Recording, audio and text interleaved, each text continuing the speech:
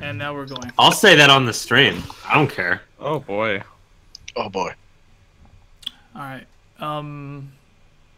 Let's give it a minute for everyone to come and join us. Okay. Did I say that on the stream? No. No, you're good. No, I don't think so. I don't think it stream catch up in my subs. Oh, here it is. Here it is. We have one watching. Yeah. Mr. Lopez was in there. That's Mr. Potato Lopez. Excuse me. Mr. Potato.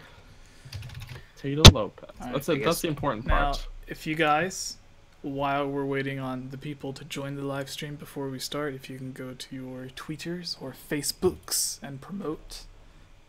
Yeah, I would love to.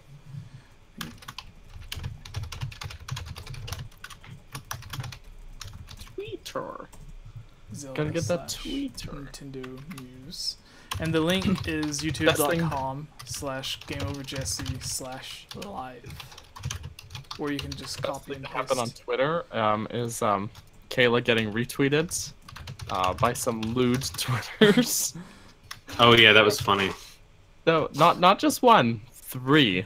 Wait, well yeah, they probably retweeted from the first one. But it's hilarious. It is funny. Love it. I'm not sure if she loves it, but she seems to be a good sport I about don't it. think so. She said she went and blocked them, so it wasn't there anymore. Oh, that's good. So I'd probably, I don't know. Honestly, the more people that watch my channel, the better. So I don't know if So you're saying you want to be retweeted by a porn Twitter? Well, I mean, we kind of have before. You. So Actually? Come on, game over, Johnny. Spill the beans. Oh. well, I mean, like, I know Holly has, and a few of her friends, and I don't know how far Of into course the business Holly has. her Well, friends Holly, have. that makes sense. Holly posts for Playboy, so if she got retweeted by a lewd Twitter, I wouldn't be surprised at all. But Kayla, like, just posted the most vanilla, ordinary selfie I've ever seen. Oh, it was a And all these selfie. porn Twitters are jumping on it. It's like, why? How'd you even find her? She didn't hashtag it or anything. They probably just literally scroll through all the girls. That's probably it. Possibly. That's probably it. I'd be surprised if that doesn't work out for them. I don't know, but it's creepy. I mean, yeah, but who isn't creepy? We got some folks in the chat here. We're up to 20 people watching. All right. Marvin Awesome. Hannah says hello to Gibbz, Axel, Hello. Hello. Jesse, and Daniel, but not to Johnny. Oh, yeah. What? Don't forget to say hello to Game Over Johnny, everybody. Yeah, Johnny's the new guy in charge of the. short-haired man that's running this channel now.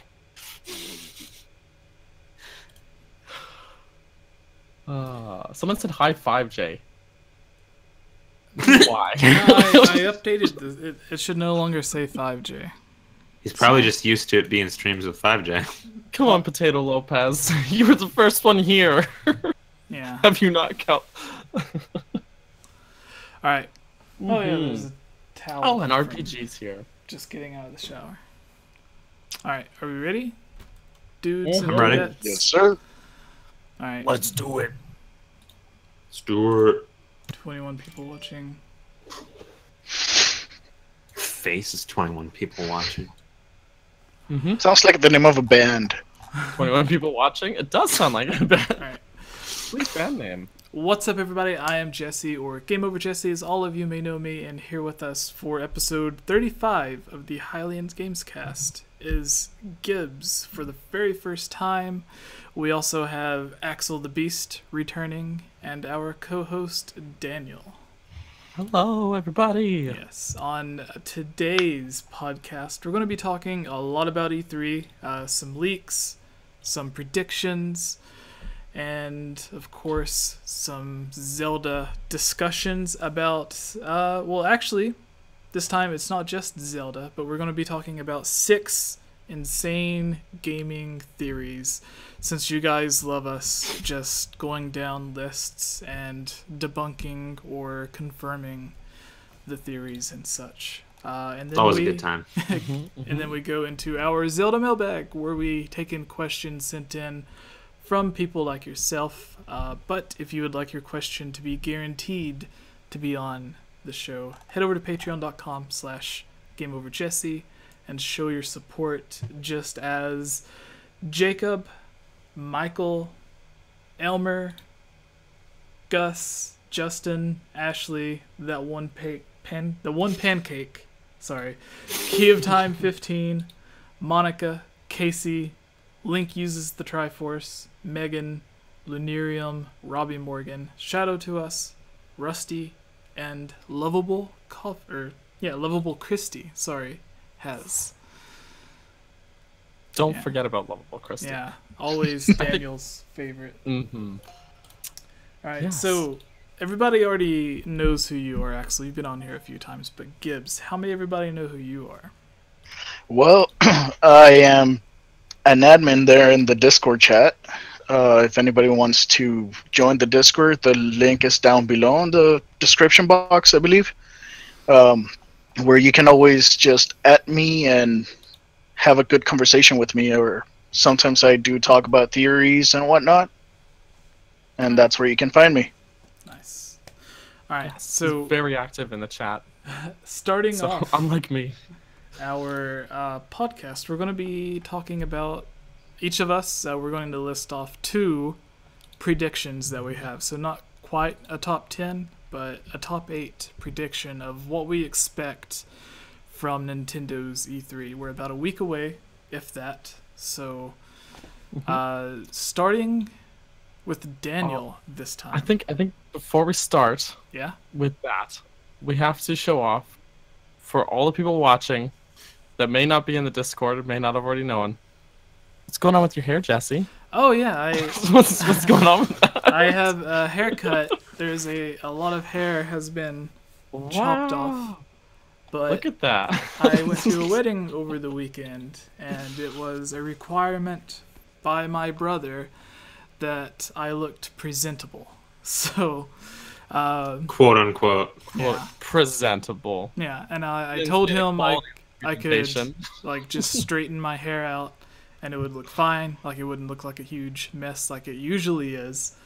But he wasn't going for that. So He was like, no! we picked out some haircuts. He gave me a choice, but it was like a choice of 3. Mohawk wasn't one of them. No. I don't know if I would get a mohawk anyways, but yeah. I noticed after the haircut that age was catching up with me because my hairline is going back a little bit. Uh-oh. So, yeah. Some bad That news sucks. for Jesse. My wife keeps telling me that my hairline is getting up there too, and I just refuse to acknowledge it. So I'm just happy it's not quite as bad as my brother's is. So. Oh yeah, I saw some of the pictures actually. I don't want to say anything too bad, but it did look like a beautiful wedding though. Yeah, So. it was very nice. I had like the smallest piece of the cake ever, so it tasted almost like any normal birthday cake would. I thought it, for some reason I was imagining that like they're all just different styles of cake, but for some reason I was imagining it would taste better since it was like 10 times the price of a normal cake, but nope. Yeah. No, it's just 10 times the size. Exactly. All right, so E3 predictions, guys, and everyone in the chat, you can come along with us. If we see something interesting while we're talking, we'll give you a bit of a shout out for it. And actually, you know what I forgot to do, guys? What? Everyone watching, let us know what the hell the levels are. Does anyone need to be turned down? Does anyone need to be turned up? Are we too loud or Yeah. quiet? Want to make sure I think we're... they probably would have jumped on it already, but Yeah. Well, let me listen. Everyone talk really quick. So Daniel, I am talking. I know how to talk. All right. Talk about what? Why am I Bananas. here? How do you All feel right. about bananas? You guys sound good to me. Axel might be a Excellent. little bit louder than the rest of you. Do you want me to That's adjust just my his mic? personality. Your face is just your personality. I know. That's everything you need to know is right here. Actually, I can turn Axel down. I I already. just mean like microphone What? or not, if you're talking to Axel, like he's the loudest one in the room probably. Alright. So- Alright, so I got Axel on 28, so everyone should be good. Let's make sure everyone else is, like, not too loud as well. Face. Gibbz is all the way up, so we gotta put it down. Alright, say something, Gibbz. Something. Nailed it. Great. Bravo. Alright, so, to get started, oh, you guys can see the chat there. Alright, a little behind the scenes, I guess. Alright, so a E3 little. predictions. Daniel, what do you have for us? Okay. I haven't thought too hard about this, but Yeah. I really think, because they've been very quiet about it, I just maybe wishful thinking as well. I just really want to see something Metroid Prime 4. Please give us a trailer and a subtitle. Alright, so here's the thing. That's- Do you think we'll get gameplay trailer, or is it going to be like a CG fest? Like last year, we okay. seen Beyond Good and Evil 2, but it was like straight up Pixar animation. Like right. there was no actual This is- gameplay there. This is Nintendo, though. You know, they do. Well, did you remember tend the to first lean trailer of towards- Breath of the Wild? Yeah, I that one was a thinking of pre-rendered that. one, Yeah. yeah. And they were like, no, this is all in-game footage, and I'm like, no, there's no way a It's Wii not. U could look like that. But I mean, no, it was pretty true to the look of the game in the end. Yeah, like, but it was like the look of the game if you're playing on PC at Mhm. max settings on 4K. well, that's the thing, yeah. But that was the same thing with like, like the I don't know, style was very similar, but yeah, it was definitely in the art style, but it wasn't like definitely looked a little nicer. my favorite quote from Miyamoto or Aonuma was when he was talking about the Zelda Wii U tech demo. Mhm. He said that if the idea was to, if they were to remake Twilight Princess in HD, this could be Right. how it would look like. That's the example that he gave. But that's not how their actual Yeah, but then, like, remake looked at like, all. yeah, 2 or 3 years later when they actually showed off Twilight Princess HD, I was like, but that just looks like it's running on an emulator with like custom textures and new lighting. That's pretty much what they did for it, though. They just retextured and relit things. Yeah, they didn't put it in the new engine like with the It wasn't Wind like Waker. Ocarina of Time or Majora's Mask 3D, Yeah. where there was like a But- huge overhaul. If you've seen the image that they showed off during the video, no, what was it? Game something conference.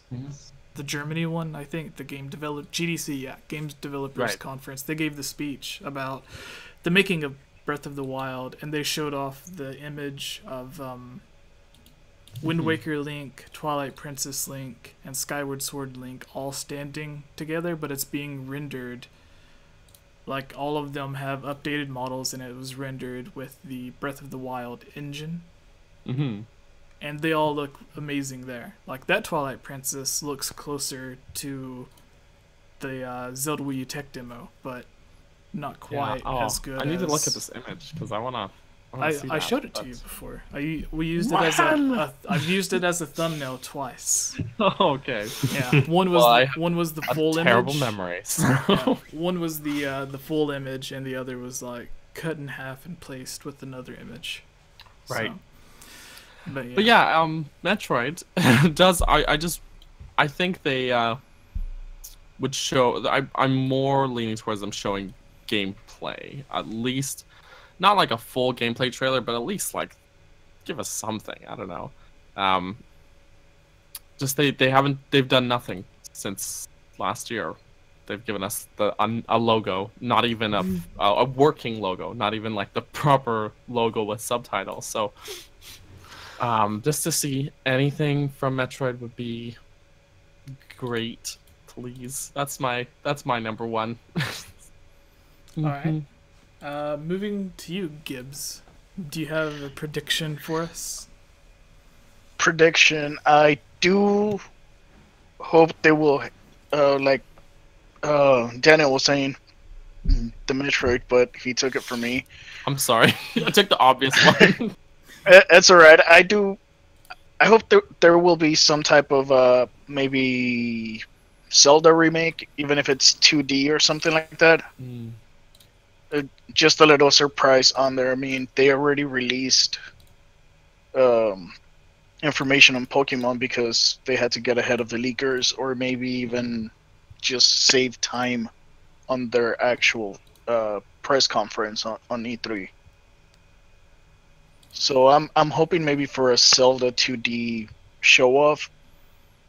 Well, the rumor is Link's Awakening is getting some sort of remake. The bridge. The Legend of Zelda Bridge. Yeah. That's an inside joke for anyone who's seen the past episodes, because there was a supposed link, a link between islands. Yeah, and I'm like, a link between islands. It's called a bridge. It's a bridge. It's a bridge. Yeah. Maybe that's Link's name in it instead of bridge. Bridge. No, all right. So that's just like his uncle's name. Yeah. I would love to see a 2D Zelda.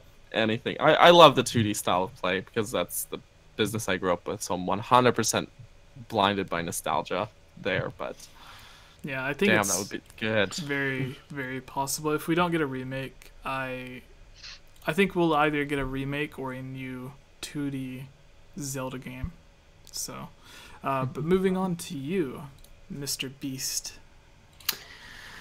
I also would have given the same one that Daniel did, but I'm actually still going to give it because I have an add-on to it. Okay. I'm certain we will get Metroid Prime 4. I'm actually 100% certain. Gameplay? I'll be covering. I suspect it will be a general trailer, probably with some mix of pre-rendered stuff. They're going to show as little as they can because I don't think they'll have a ton.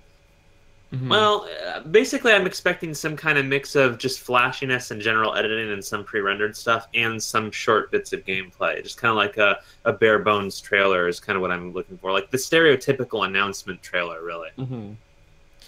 Kind of like we got for like the original Metroid Prime and stuff. That's kind of what I'm expecting. Right. But I'm just thinking, like, how good is this game going to look? Because the Prime games were, like, really good looking for the GameCube. Yeah. Like, that was, like, one of the best looking games on the GameCube. Then Prime 3 on the Wii looked the same as the GameCube games. So, but I'm just thinking it's been a couple generations now. But widescreen. It used that tiny bit of extra. Yeah, it used the very, very tiny bit of extra power that the Wii had to add like a few inches to the side. But now we're like, a couple generations ahead. I can't wait to see how good this game looks, like, visually. Yeah. Yeah. It's exciting. So he's pumped. I am. I really am. So, do any of you think there's going to be any chance of like having a demo on the show floor? I don't think it's likely. It's not impossible because I'm actually fuzzy on how long the game's been developed for, but I don't think it's likely. I think we're going to get something fairly bare bones, but I do think there will be some kind of.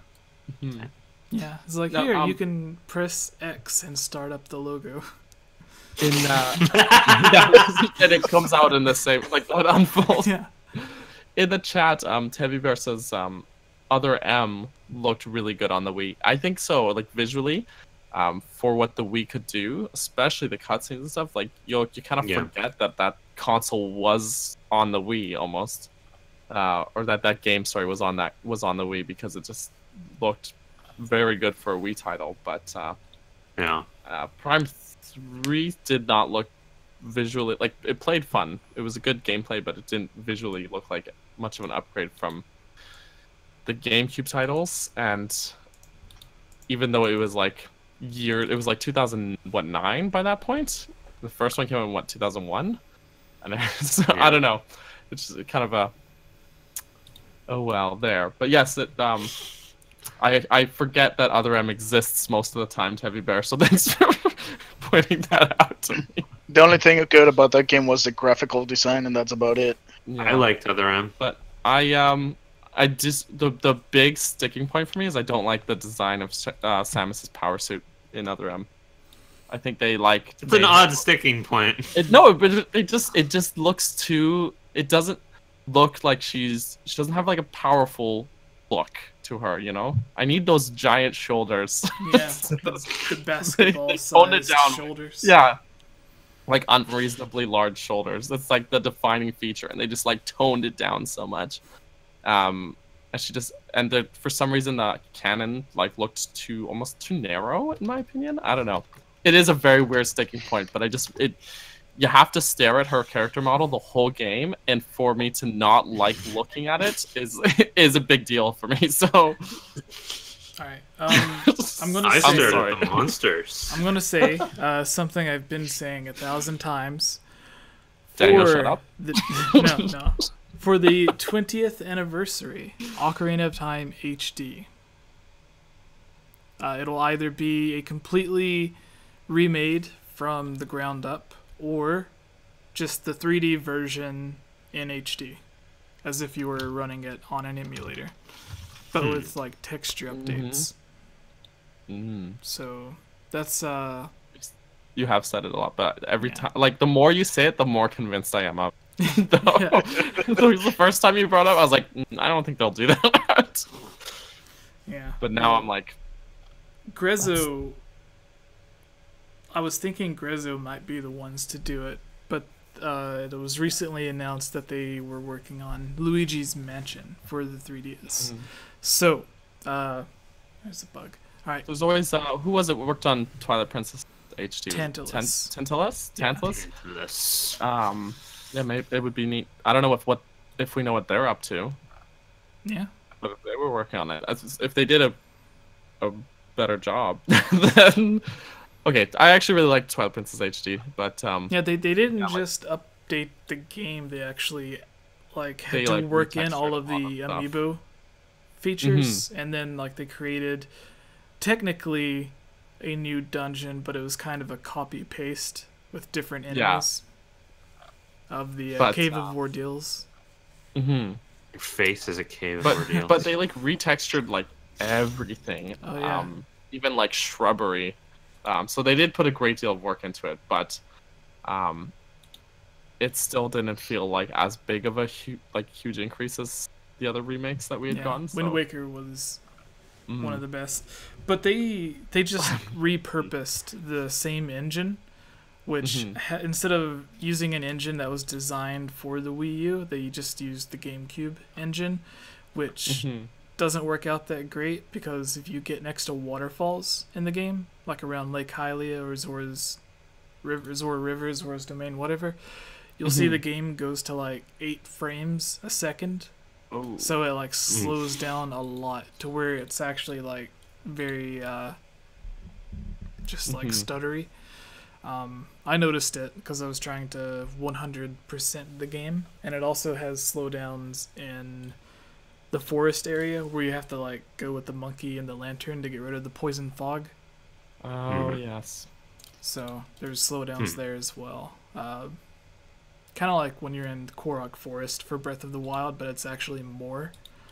So in a way, Twilight Princess HD is more demanding on the Wii U than Breath of the Wild, which is yeah. But Breath of the Wild uses an engine that was made for the Wii U and the Switch, whereas the other engine was just taking an engine that was designed for completely different hardware and then trying to get it to work on a new system. Whereas Wind Waker HD used the Breath of the Wild engine, because that's how they said they wanted to use that engine so they could get used to working with the engine on the Wii U, so they could have a head start with making Breath of the Wild. So anyways, thinking, wouldn't it be funny if they did a remake of Ocarina of Time on the N64, and they for some reason used the same engine from the N64. Sounds like a terrible idea. That game does not lag at all. That's all I'm saying. No. There's zero lag in that. 1080p, 60 FPS. Do you know how many, you'd be able to put like 1 billion enemies on the screen at the same time? That's true. You know, You could probably, like, what was it? The Animal Crossing on Nintendo 64 came out in Japan, but then they ported it to the GameCube for the Western audience. But because it was a Nintendo 64 game running on the GameCube, you could load up the game and then take out the disc and beat the entire game. Because it loads the entire game into the RAM. Oh, really? Yeah. I didn't know because that. the file That's crazy. size was so small that instead of just loading up whatever section, it would load up the entire game. So it's like all stored in the RAM. And Wow. yeah. That is a juicy bit of trivia. I love that. Yeah, that's actually cool. But I that's want why. to try that now. Well, if you have it, go do it. I don't have it though. That's the only problem. To go out and buy it now. Yeah, like And buy a GameCube. I've never done that, but I've seen like on trivia facts and stuff. So going by what like Animal Crossing wiki and other stuff says. So I assume if it was wrong, it would have been taken down. But whatever. Anyways, the 40-something people watching right now probably want us to move on. So back to you, Daniel. Okay, another E3 majigger. I think the Pokemon games that were just announced, Let's Go Pikachu and Let's Go Eevee. I am really going out on a limb here, but I think a playable demo, just in like a little kiosk somewhere, would be really cool to see. I think it seems likely that, just given how popular Pokemon is, and then this is a game that I think is, you know, it's not like their next generation. It's not Gen 8. This is sort of like a game that's bridging the gap between people who played the first generation, didn't play any games until Pokemon Go, and are just getting back into it. So for those people that might be around E3 that aren't hardcore Pokemon fans, to rope them back in with a playable demo of Let's Go would be really cool. So that's my take. No, I agree with you. I think that's likely. Yeah, I think that would be a really good move to have some type of playable demo, even if it's just a capture, you know, emulation or something. Yeah, I think I think if they did have a demo, they would probably have it so that maybe your 3 or 4 gym battles into the game, so you're not starting at the very beginning. Yeah. Because like the beginning of any game is kind of like a trivial part, and you probably have to like set through a bunch of text when you just want to jump in and actually play the game. So yeah, exactly. like whenever they had the Wind Waker, they had the demo had 3 portions. One was like inside the dungeon. Is like Forsaken Fortress, and then like the beginning of Dragon Roost Island, and the very beginning of one of the dungeons. I think Dragon Roost Cavern actually. Yeah. It's Dragon Roost Cavern. It is. Okay, yeah. Alright, in the chat real quick, see. Sad Crow Prince says that he can confirm the disc removal thing in Animal Crossing works. Sweet. He says, my sister and I used to do it to play on 2 GameCubes. Wow. Wow, guys. So you fully gamed the system. Exploited the hell of that. I love that.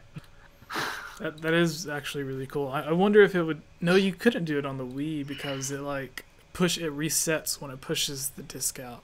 Yeah, that had to be an OG GameCube. Yeah. Alright. Yeah. Gibbz. I forgot who was next. So, which order we were going around in? I am hoping for a N64 mini reveal. Yeah. With maybe you know, a secret game announcement or something like related to Zelda and Ocarina of Time, maybe. I don't know. You know, give or take. I mean, they did it for Star Fox 2. Why not? Zelda? Yeah, why not? Let's say that one. I would love to see Ura Zelda, but I think like the difference is Star Fox 2 is like fully completed and then not released. Yeah, I'm not it's very expecting easy. Or Zelda like was like kind of in development hell, and then it's kind of got reworked into other games. I think what happened was, like, there's interviews where Miyamoto said that it was completed, but then they had to, where they didn't release it. But it's they had Miyamoto. to, yeah, they had Miyamoto in an interview. they had to alter the base game, so it was a complete story by itself without having the expansion. Yeah. So, but if they do the N64 Mini, I'll go nuts. I love those classic edition consoles. Like, get up in 4 a.m. just to go get one. That's like, it would be great, but I don't think they've ever announced one of the mini consoles at E3. Right, but like now we're this will be the 3rd generation in, right? So there's probably a lot more hype around it than the previous 2. You know, all the people who couldn't get those ones, or even those of us who did, and have been like waiting, like knowing that that's coming now. I can see it happening. I don't know. All right. What about you, Axel? What's your final prediction? Nintendo oriented, right? No, not necessarily. If you wanna jump outside the Nintendo box, if you've got. I think we can finally expect some actual details on King 3, if that counts. I imagine. I imagine it'll be playable. So, yeah, I think we're at that point at this final. Like, Because last year he was just like, "Oh, I have a little bit. Oh, you want more? Oh, okay." And he was just trolling everyone, like drip feeding new information during the conference, and then finally they just show an actual trailer of the game. Finally, I feel like it's after that, it's just gonna happen now. Yeah, I expect it to be released like sometime fairly soon, just because I don't think they would have invited random YouTubers to go out and play the game early if it wasn't close to being complete. Yeah. But then they had that whole press conference tied around Final Fantasy 15, and then they ended up delaying it again. Yeah. So who knows? But yeah, like. Yeah, I'm not commenting on when it'll come out. I'm just saying. I think we're gonna get a lot on it finally. All right. So my last thing is. I had something I was thinking of earlier. Oh, Jesse's broken. But I go find it, Jesse. I forgot it. Oh my gosh. It's the lack of hair. Yeah. Who was so there was the story in the Bible of the guy that had his hair cut off and he lost his string. Samson. Yeah. So it's the same thing. Is that you, but instead of superhuman strength, it's Zelda Nintendo knowledge. Exactly. That's where it was all hidden. The years of script writing and article writing for like Zelda YouTube channels and Zelda websites just vanished. Oh no. That's where you stored it. Okay, so I think they'll do something similar to what they did with Smash Brothers on the Wii U and 3DS, to where for the build up to it every week they like the creator was like showing off like new screenshots every single day, and then there would be like one big reveal every week. So I think they'll do something similar to, they'll show off like a huge amount of the roster for Smash Brothers, but then every week until it releases, they'll have like, this is also a character, this is also a character, this is another character. But I think they'll show off like almost half of the roster, and I think they'll say, but I think this is obvious, that it will have the biggest starting lineup to any other Smash Brothers game. Hopefully. I'd love to see more unlockables though. Yeah. Because I think Smash 4 it has like a huge roster. I think it's like 50 something characters. But only like there's like the DLC characters which you have to buy, and then there's like 10 unlockable characters. So you have like this huge starting roster, which is great if you just want to jump into it. But I get like I love unlocking That's half the fun for me. Is like unlocking things. You want the game to be coy with you? A little, you know. You want to Again, be teased by your previous Smash weeks, Brothers? I'm the gaming masochist, so I want to be made to work for it, you know. But yeah, no, I think that they'll have a huge roster, and I don't know what else they'll be planning. Anything's possible at this point, after like Clouds and Mega Man and Ryu, you know. I just feel like those ones, and Nintendo's been far more buddy with other developers this generation than, let's say, the Wii U era. So you don't know, man. Who knows what's gonna happen? Yeah, I'm not saying anything. As a bonus prediction, I think it's going to be obvious they'll announce more partnerships, like they had with Ubisoft, for like the Mario Rabbids thing. Maybe they'll even announce like Rabbids coming to like Mario Aces or whatever, the tennis game, because that would make sense since it's not a serious Mario game, that they would to help promote the other game have cross promotion downloads similar to what they had Xenoblade and Breath of the Wild. You could get that costume. So and then like Capcom always has, like in Monster Hunter, it always has like different Nintendo style outfits for the Nintendo versions. Even they had like the Bayonetta outfit in one of them. I was just thinking Bayonetta actually. Yeah. But I think they'll announce another big third party that they'll have plans with. So what is it? So we're talking about video games, and they're having a discussion about Hercules. So because of the hair. Because you mentioned what's his name again? Because we brought up Samson. I just find it very amusing. My brother used to joke about that when he would always ask me when I'm getting my hair cut, and I would say never, because I've always, I guess the real answer would be kind of afraid of change, because then it's like, what if I get a cut and then I completely regret it? Because whenever I would think about getting my hair cut, I'm like, well, I have no idea how I would want it to be cut, because I'm too old. Grow your hair back out again. Yeah, that's true. You can just it'll grow back. So then, like, he would always bring up that story, like, are you gonna like lose your superpowers or something if you get your hair cut? I guess it happened. Yeah, it's true. So truth is out. Our next news story, if Daniel, you want to read this? The leaked E3 documents, the only news link we have. Yes, there's an E3 document. This is a rumor. Well, with the U in it. So, a few people, one of which went to E3 Judges Week, where they review or like do early reviews of a bunch of the games being shown off, said that, so I don't know why he said this, but he hinted that this is when you go there and they have their booths and kiosks and stuff to show off like all the games that are there for you to look at the paper to see like what all you can go play. Yeah. This is the exact style that they had whenever they went to Judges Week.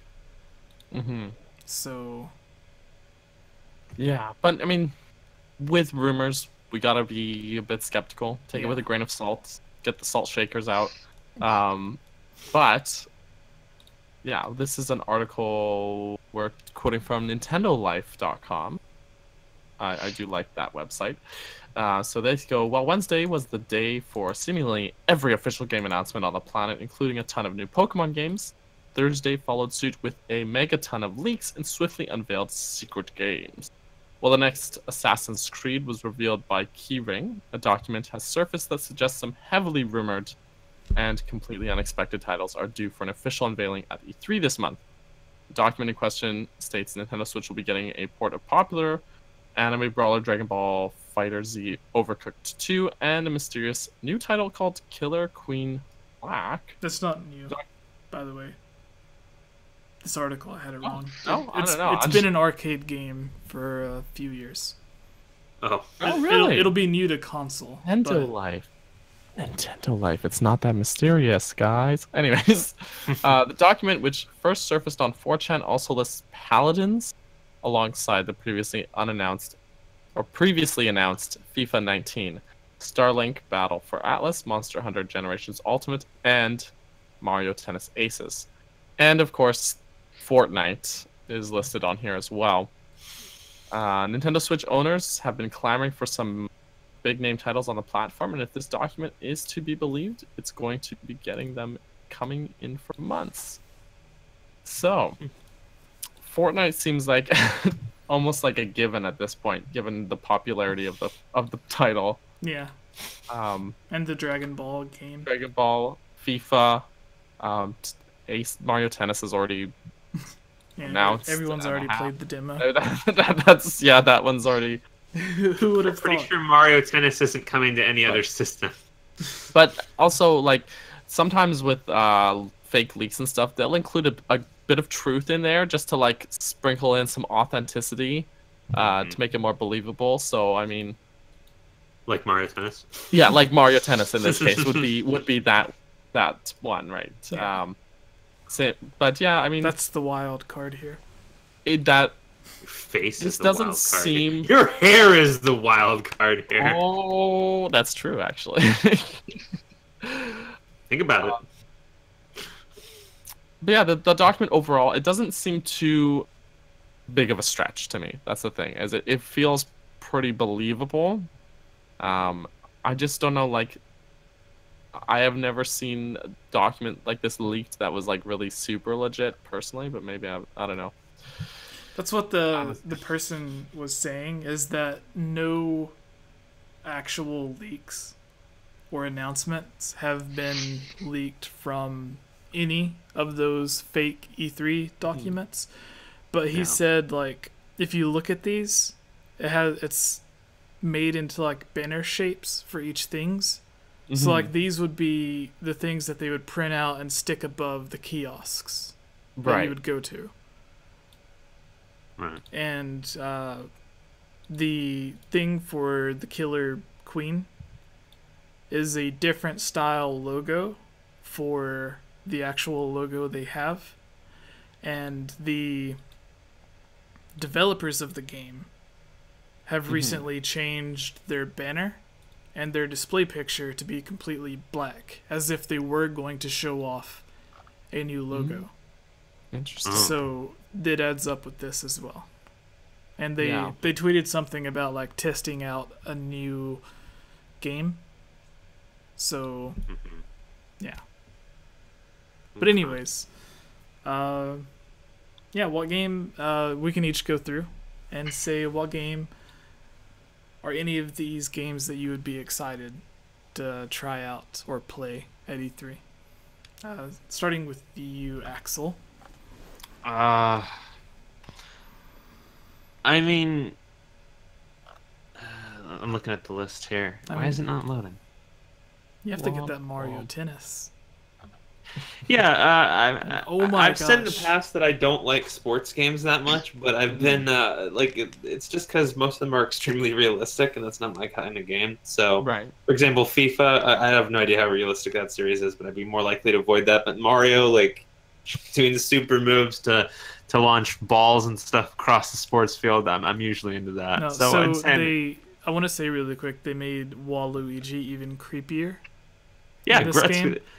Because one of his power moves is if he'll be like on one side of the court and the ball will be going to the other side, but if you do the special move, he'll like moonwalk backwards to the ball and hit it. What? And it makes him look 10 times creepier. Okay, that's easily the game that I would pick as the most exciting one. I need my Waluigi fix, man. Oh yeah, you know, I'm gonna try and find here. There's I want to see if I can find the YouTube right GIF now. really quick. That has this great. She does like Waluigi. art, like one of those art channels. And she did a Waluigi piece, and it's a sexy Waluigi. And Aren't all Waluigi's sexy Waluigi? oh yeah, oh no, but this one will get you going. I'm gonna find it here. Get to it. I'm looking forward to this. All right, here. It's just wonderful. It'll take a few seconds for you guys to see it, but if you go and look at the live stream, Okay. you'll see the.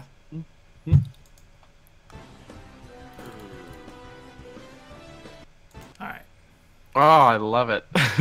No, it is horrible. No, it's wonderful. It should not love- exist.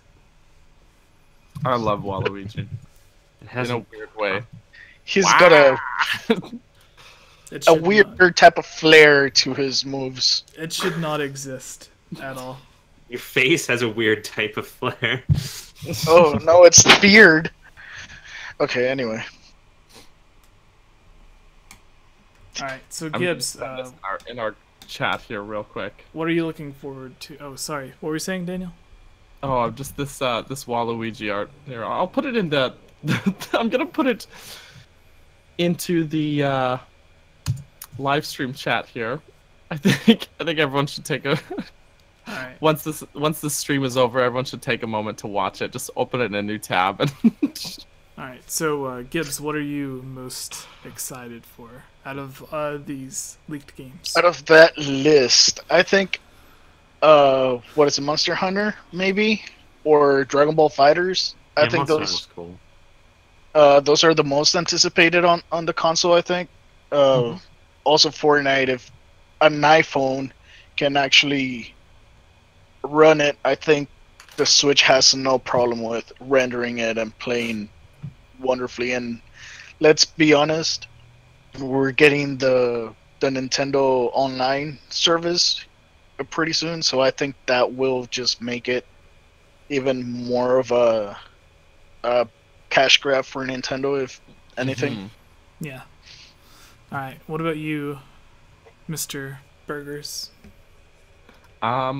So I kind of got to side with the Mario Tennis thing because I honestly I haven't played Mario Tennis since the N64, to be frank. So I've never played Mario Tennis. So I don't know. oh, okay. Yeah, but like I'm also not really into sports games because that's not why I play video games. But this game Ouch. has had really good reception. Like a lot of people are saying, like, "Wow, it's like they've remembered how to make good Mario Tennis games." Are you saying you only like it because of peer pressure? No, well, I do try and take, fan feedback into some consideration. I try and reserve a bit of judgment for when I actually get to try a game myself, but I gotta take them both. I gotta be rational about it if I can. But it actually looks really fun. Daniel, what did you link to us? I told you it was. I told you exactly what it was. Yeah. What's funny is the artist who does that, Bumble Bailey. I actually know her. She's a Vancouver OG as well, and if you meet her, she's like the most sweet person. She's so innocent appearing, and And she and does she this cranks stuff. out this beautiful stuff here, and gets 92,000 views on it. So I mean, whatever works. I'm worried for you, Daniel. no, don't be. Don't be. You have a marriage. What's the problem? There's several problems.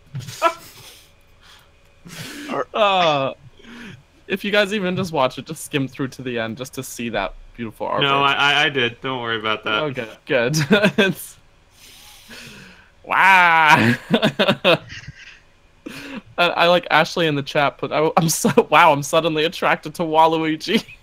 Suddenly? What do you mean Suddenly? suddenly? You were not before. What the hell's wrong with you? Oh, Waluigi we is broke the it down. finest man in Mario history. We broke Jesse again. Oh. You can't, Jesse. Surely, you can't contest that Waluigi is the most attractive man in Mario's history. Don't you raise your eyebrows at me. Think about it for like. Link is the best looking man in Nintendo history. Well, it's not Link true. we're talking about. That's not true. Ocarina of Time Link. I'm sorry. No. Yes. No. Jesse, oh No. no, Jesse. Hell no. Jesse, Johnny, come back. Johnny, come back to us. I think he's gonna come over and smack me. Oh my goodness. Oh my goodness. I just want everyone to know as well that video is pretty tame, all things considered. It's not R-rated. All things considered. Well, all things considered, you That's could find because- online. Yeah, exactly. But just because it's not R-rated doesn't mean it doesn't make my heart start pounding when I start getting hot and heavy watching. I'm concerned for you, Daniel. Yeah, me too. No. So, Jesse, shall we move to the next topic? Yeah. Let's do that. Oh. You haven't answered my question, Jesse. No. No to your question. Wait, what was the question? If Waluigi is the sexiest man alive. I didn't say sexy. Well- Those are your words. That was what you thought of as the words to explain what I said. So, what do you want to tell us about, Jesse? All right. So, our last piece of news is something I want to talk about. There's a new trailer that came out, but Wreck-It Ralph 2, you guys. They said they didn't want to put Mario in the original because they didn't want him to overshadow the main characters. And That he would probably do. yes, but they did have Bowser in it. And the second Yeah. one, one of the first things they announced, which was like right after the first movie came out, was that they wanted to put Mario in the sequel. That way, Right. the main characters are already established, so they aren't worried about him overshadowing him now. So, whenever they actually, like a year or two later, whenever they actually announced Mario, they were going to try to have Mario in it, it became huge news. And I was always like, but that was like one of the first things they said about the movie years ago. Why is it news now? So that actually everyone happens. forgets. People forgot. So, It's like how everyone forgot that Infinity War has two parts. Oh yeah. Even though we've known that for years. Yeah. So another part of this is there is a rumor that Charles Martinet is going to be voicing Mario in if Wreck-It he Ralph 2, doesn't, which is Okay. it cannot get anyone else. It has to be Charles Martinet. well, this is a thing where another thing that I thought was obvious because I was like, why would they not get him Yeah. to do it? I And mean, then- I what? Sorry, Axel. Who else? I don't think that he's a voice actor that's hard to get a hold of, so Yeah. Probably I not. could be wrong about He- that, but wasn't not under that impression. So. No, he goes to a lot of fan conventions, and people go to fan conventions when they aren't working. And he's, not to say he's never working, but he's at a lot of conventions. So, Yeah. But I mean, he records like some clips for Mario or whatever, and all the he Mario did characters. one of the dragons He and did Skyrim. Parthenax and Skyrim, yeah.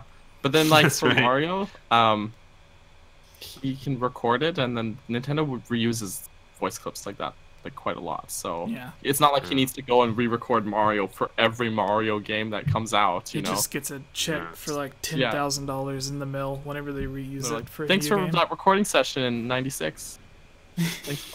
Actually, yeah, here's a bit of fun trivia. The guy who did the voice clips for Yoshi for the N64, Yeah. they reused. He did a bunch of Yoshi voice clips. This Japanese guy, just imagine him in a booth making Yoshi sounds.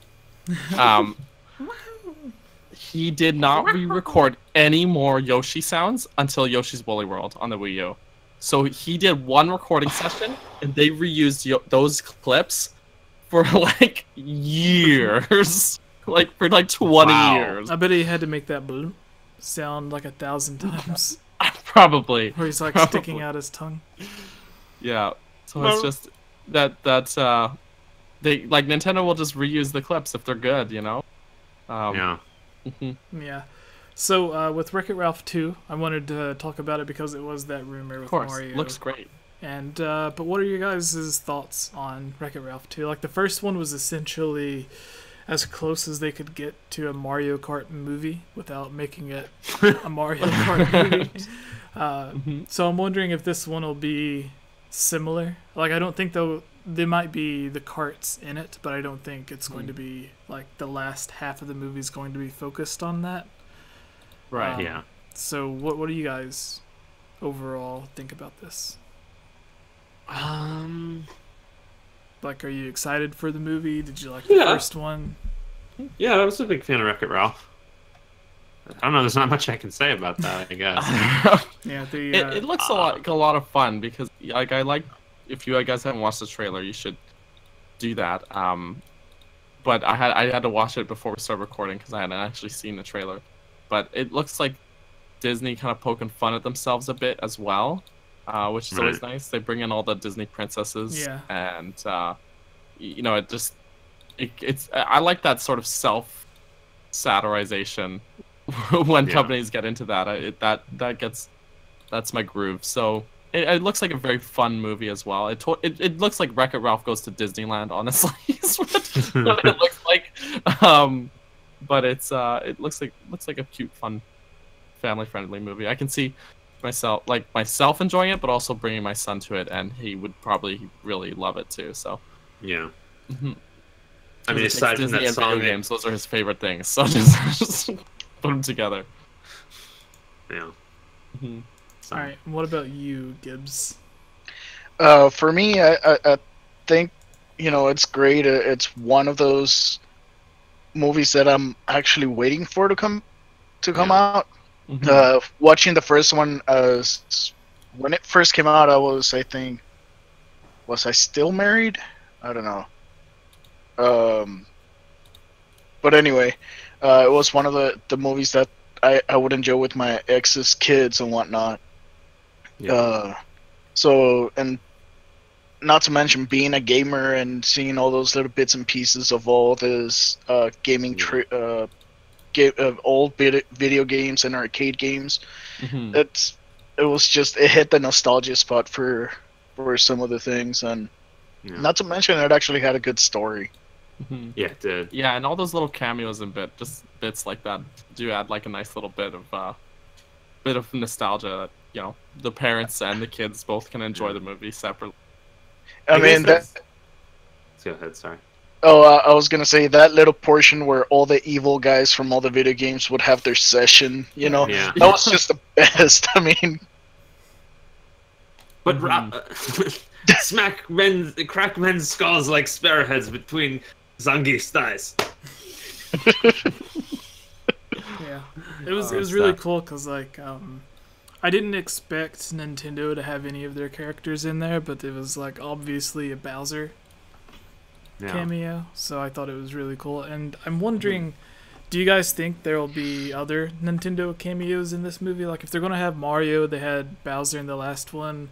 I think it might be obvious for Donkey Kong to be somewhere. Maybe he'd be a character that relates strongly to Ralph himself. Oh, Probably, Ralph's game well, that's is what based on. that's what the entire idea for it, basically. Mhm. I would say I hope that they have more characters that aren't cameos. Like I feel like they could incorporate some of the characters into the story a little bit more than they did. Like I feel like the only character they kind of did that with a bit was Cubert, and they could do a little more stuff like that. I mean, they had some great characters, but it seemed like we didn't get that much of all the video game characters. Mhm. So I don't know. Yeah. I'd But like now to this see seems them- like it'll be the strong Disney crossover with princesses and everything. Were like a huge part of the trailer. Right. So I don't know if that's going to be actually important to the story, if they just want to show that to get people excited.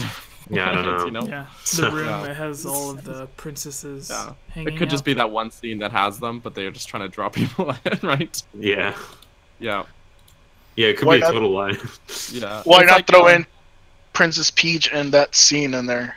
Yeah, Yeah. there you go. Yeah. So tie it in with the princesses. Like Nintendo has their own catalog of princesses, basically.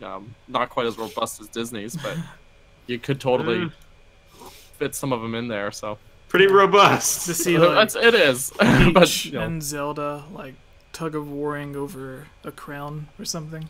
I mean, it also depends if you count each iteration of Zelda as their own Nintendo princess. That's true. Yeah. You can. They should include that actually, a scene where she's meeting all of them and she's like, "What's your name?" "Oh, Zelda." "What's your name?" "Zelda." And she's just like, I really should gets confusing.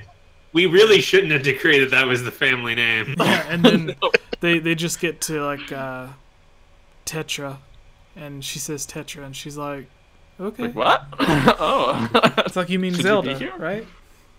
Are you lost? It's like, oh, and you must be Zelda. No, I'm Tetra. It's just like, It's like, oh, you must be lost. This is where the princesses are. yeah, that would be really funny. Alright, so I just wanted to mention that very quickly. But now we can move to our discussion. 6 insane gaming theories, so you guys can go click on it. Oh boy.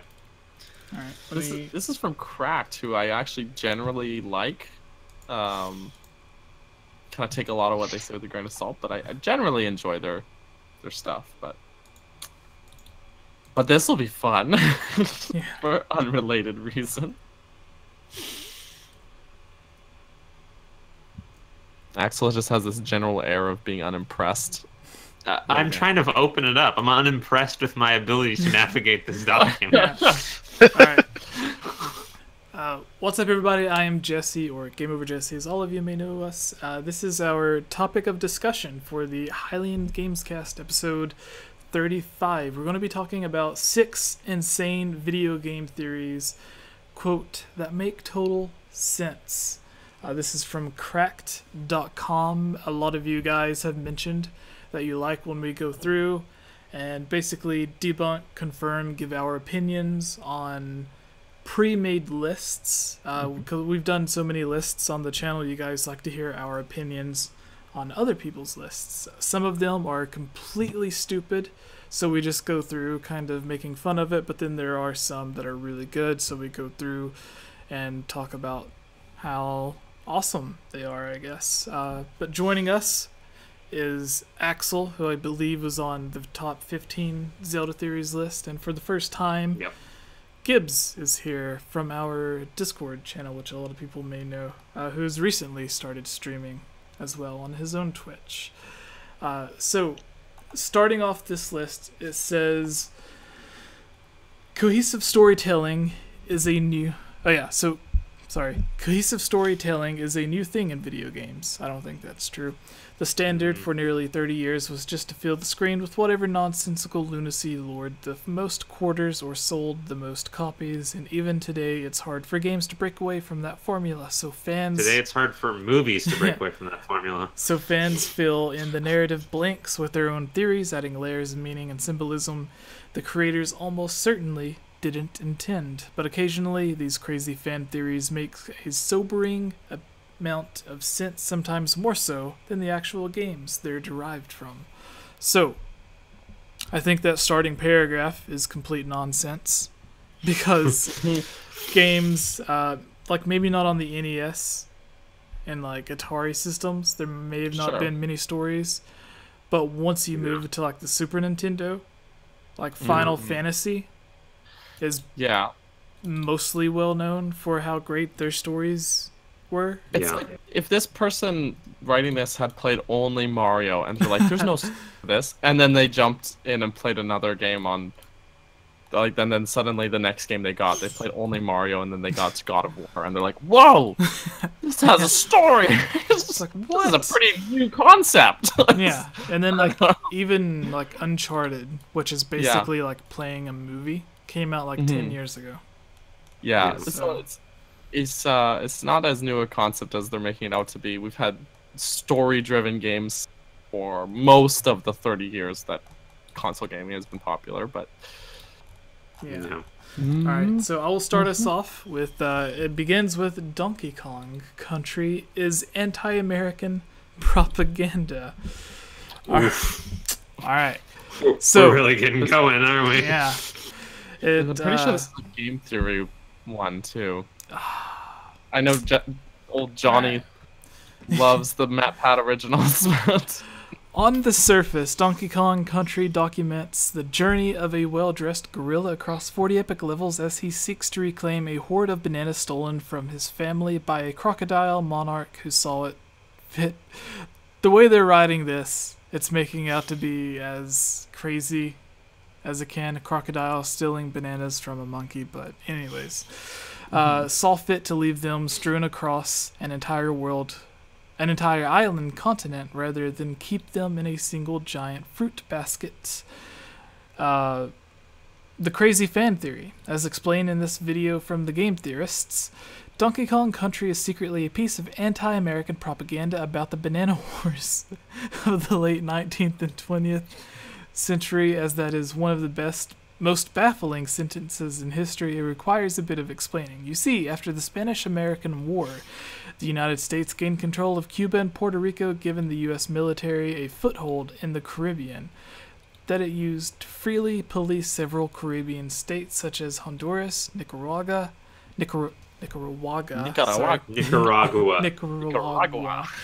Mexico, and Haiti. Yeah, it frequently intervened on behalf of the United Fruit Company, known as Chiquita Brands International, Chiquita, yeah, who illegally overthrew local businesses in those states to gain virtual domination of the banana trade. This is where the term Banana Republic comes from, which would later be used to unironically sell expensive clothes to yuppies. The theory... Oh, this goes on for a long while. Alright, so I'll just read the next paragraph and then we'll move on, because you basically get... Actually, I don't even need to read the next paragraph, because that pretty much sums it up. The rest just goes into finer details about it. Just the finer details, like the boats and stuff, but... I think that Nintendo looked at it as like, oh, monkeys are known for bananas.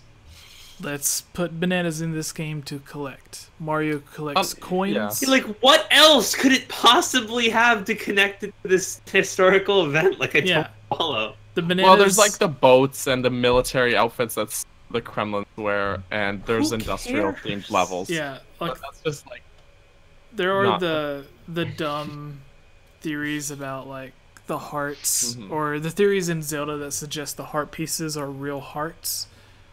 When it's like, no, they're there for gameplay mechanics only. That's it. They're just collectibles to make it more game-like. So, like, you're putting theories into something that is only based off of, we need something for you to collect. Like, Mario collects coins. Let's give these... What can we give these monkeys? That obviously means that bananas. Mario is, has a lot of, like, socioeconomic subtext. Yeah, he's a business owner. He's got his own plumbing business. He's fighting against a tyrannical monarch. Yeah. So... Alright, anyways, so I think... That would make perfect sense. The capitalist plumber fighting the anti-capitalist monkey. This makes perfect sense. The one thing I will say, I thought of something really cool that I wanted to do, where it has, at the beginning of Donkey Kong Country, when it has Donkey Kong going into his room or whatever, seeing all the bananas missing, and then he walks out. I wanted to like splice that with the video of the Yiga Clan hideout where they have the stockpile of bananas. All right. Yeah. I like it. Fair enough. I gotta make that happen. Yeah. So anyway, like it's something that would only take like 10 seconds, but I've been too lazy to do it so far. But Axel, would you like to take us to number 5? If I could scroll down to it in time. Okay, so yeah. Mario and his friend, number 5. Mario and his friends are just actors. Mario and his pals have been in just about every type of video game there is. Platformer games, racing games, sports games, fighting games, role-playing games, even Mike Tyson's goddamn Punch-Out, which is a racist boxing game. The Mario gang is unique in the sense that they don't seem out of place in any particular genre because we accept them in pretty much any role. Nope. Crazy fan... Hold on. What? There is a basketball game where it has realistic NBA Yeah. players in it. But Mario and his friends are also in the game, and they stick out like a sore thumb. Yeah. So Was this basketball game hosted in like New Donk City Stadium? no, it was on the GameCube. I think it was like NBA Playground or something like that. But anyways, Yeah. continue, Axel. I just wanted to mention that they are unaware of that game, apparently. They do seem out of place sometimes. My friends. Occasionally. The crazy fan theory. According to a popular fan theory that's been floating around the internet, Mario and his crew are just a group of actors playing whatever parts the video games require them.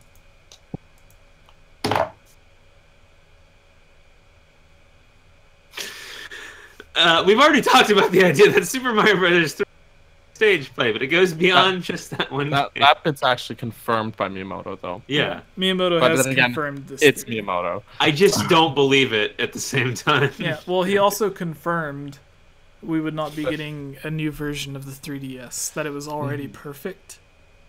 Yeah. So, He also confirmed that he is Bowser Jr.'s mother. Right. So take it all with get the salt shaker out, everybody. all right. Think about all the Close your games brain. Mario characters appear in. Sometimes the characters are bitter, face-pissing rivals. Is that a phrase that exists? Yeah, I guess. And It is sometimes they're working decrack.com. together. I think we get the gist, right? Yeah. Yeah. So yeah, that's a good summary. Is there's Lakitu has the cameras and Mario 64 and Mario 3 is a stage play and everything. So it's like, Yeah, I think that was just a theory that someone asked in Miyamoto. It was A just like, game yeah, theory. sure. Yeah. but yeah, no, it's probably I think to some level, I think that Miyamoto does kind of consider the Mario characters that way, where it's like he can just put them in any game and it works because it's Mario.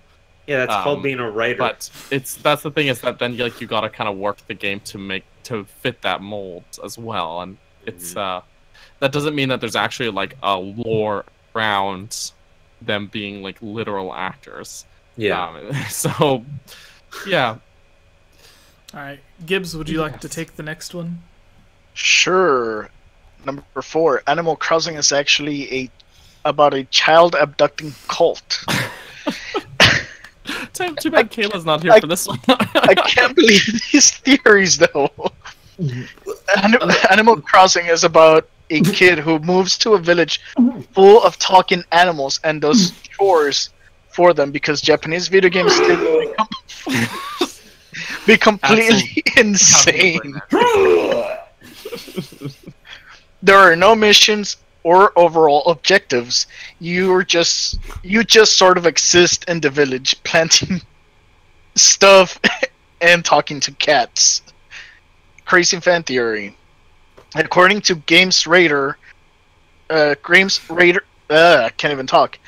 Games Radar. Brett Elston, Animal Crossing is about a child being abducted and indoctrinated into a cult. Animal Crossing begins with the character being forced to live in a village by a bizarre duck turtle creature named Captain, whatever, who is based in Kappa, a mythological Japanese creature that kidnaps children. In some games, you just wake up in the backseat of Captain's car, and on the way to the village, as if he dropped your juice box or hit you over the head with a black.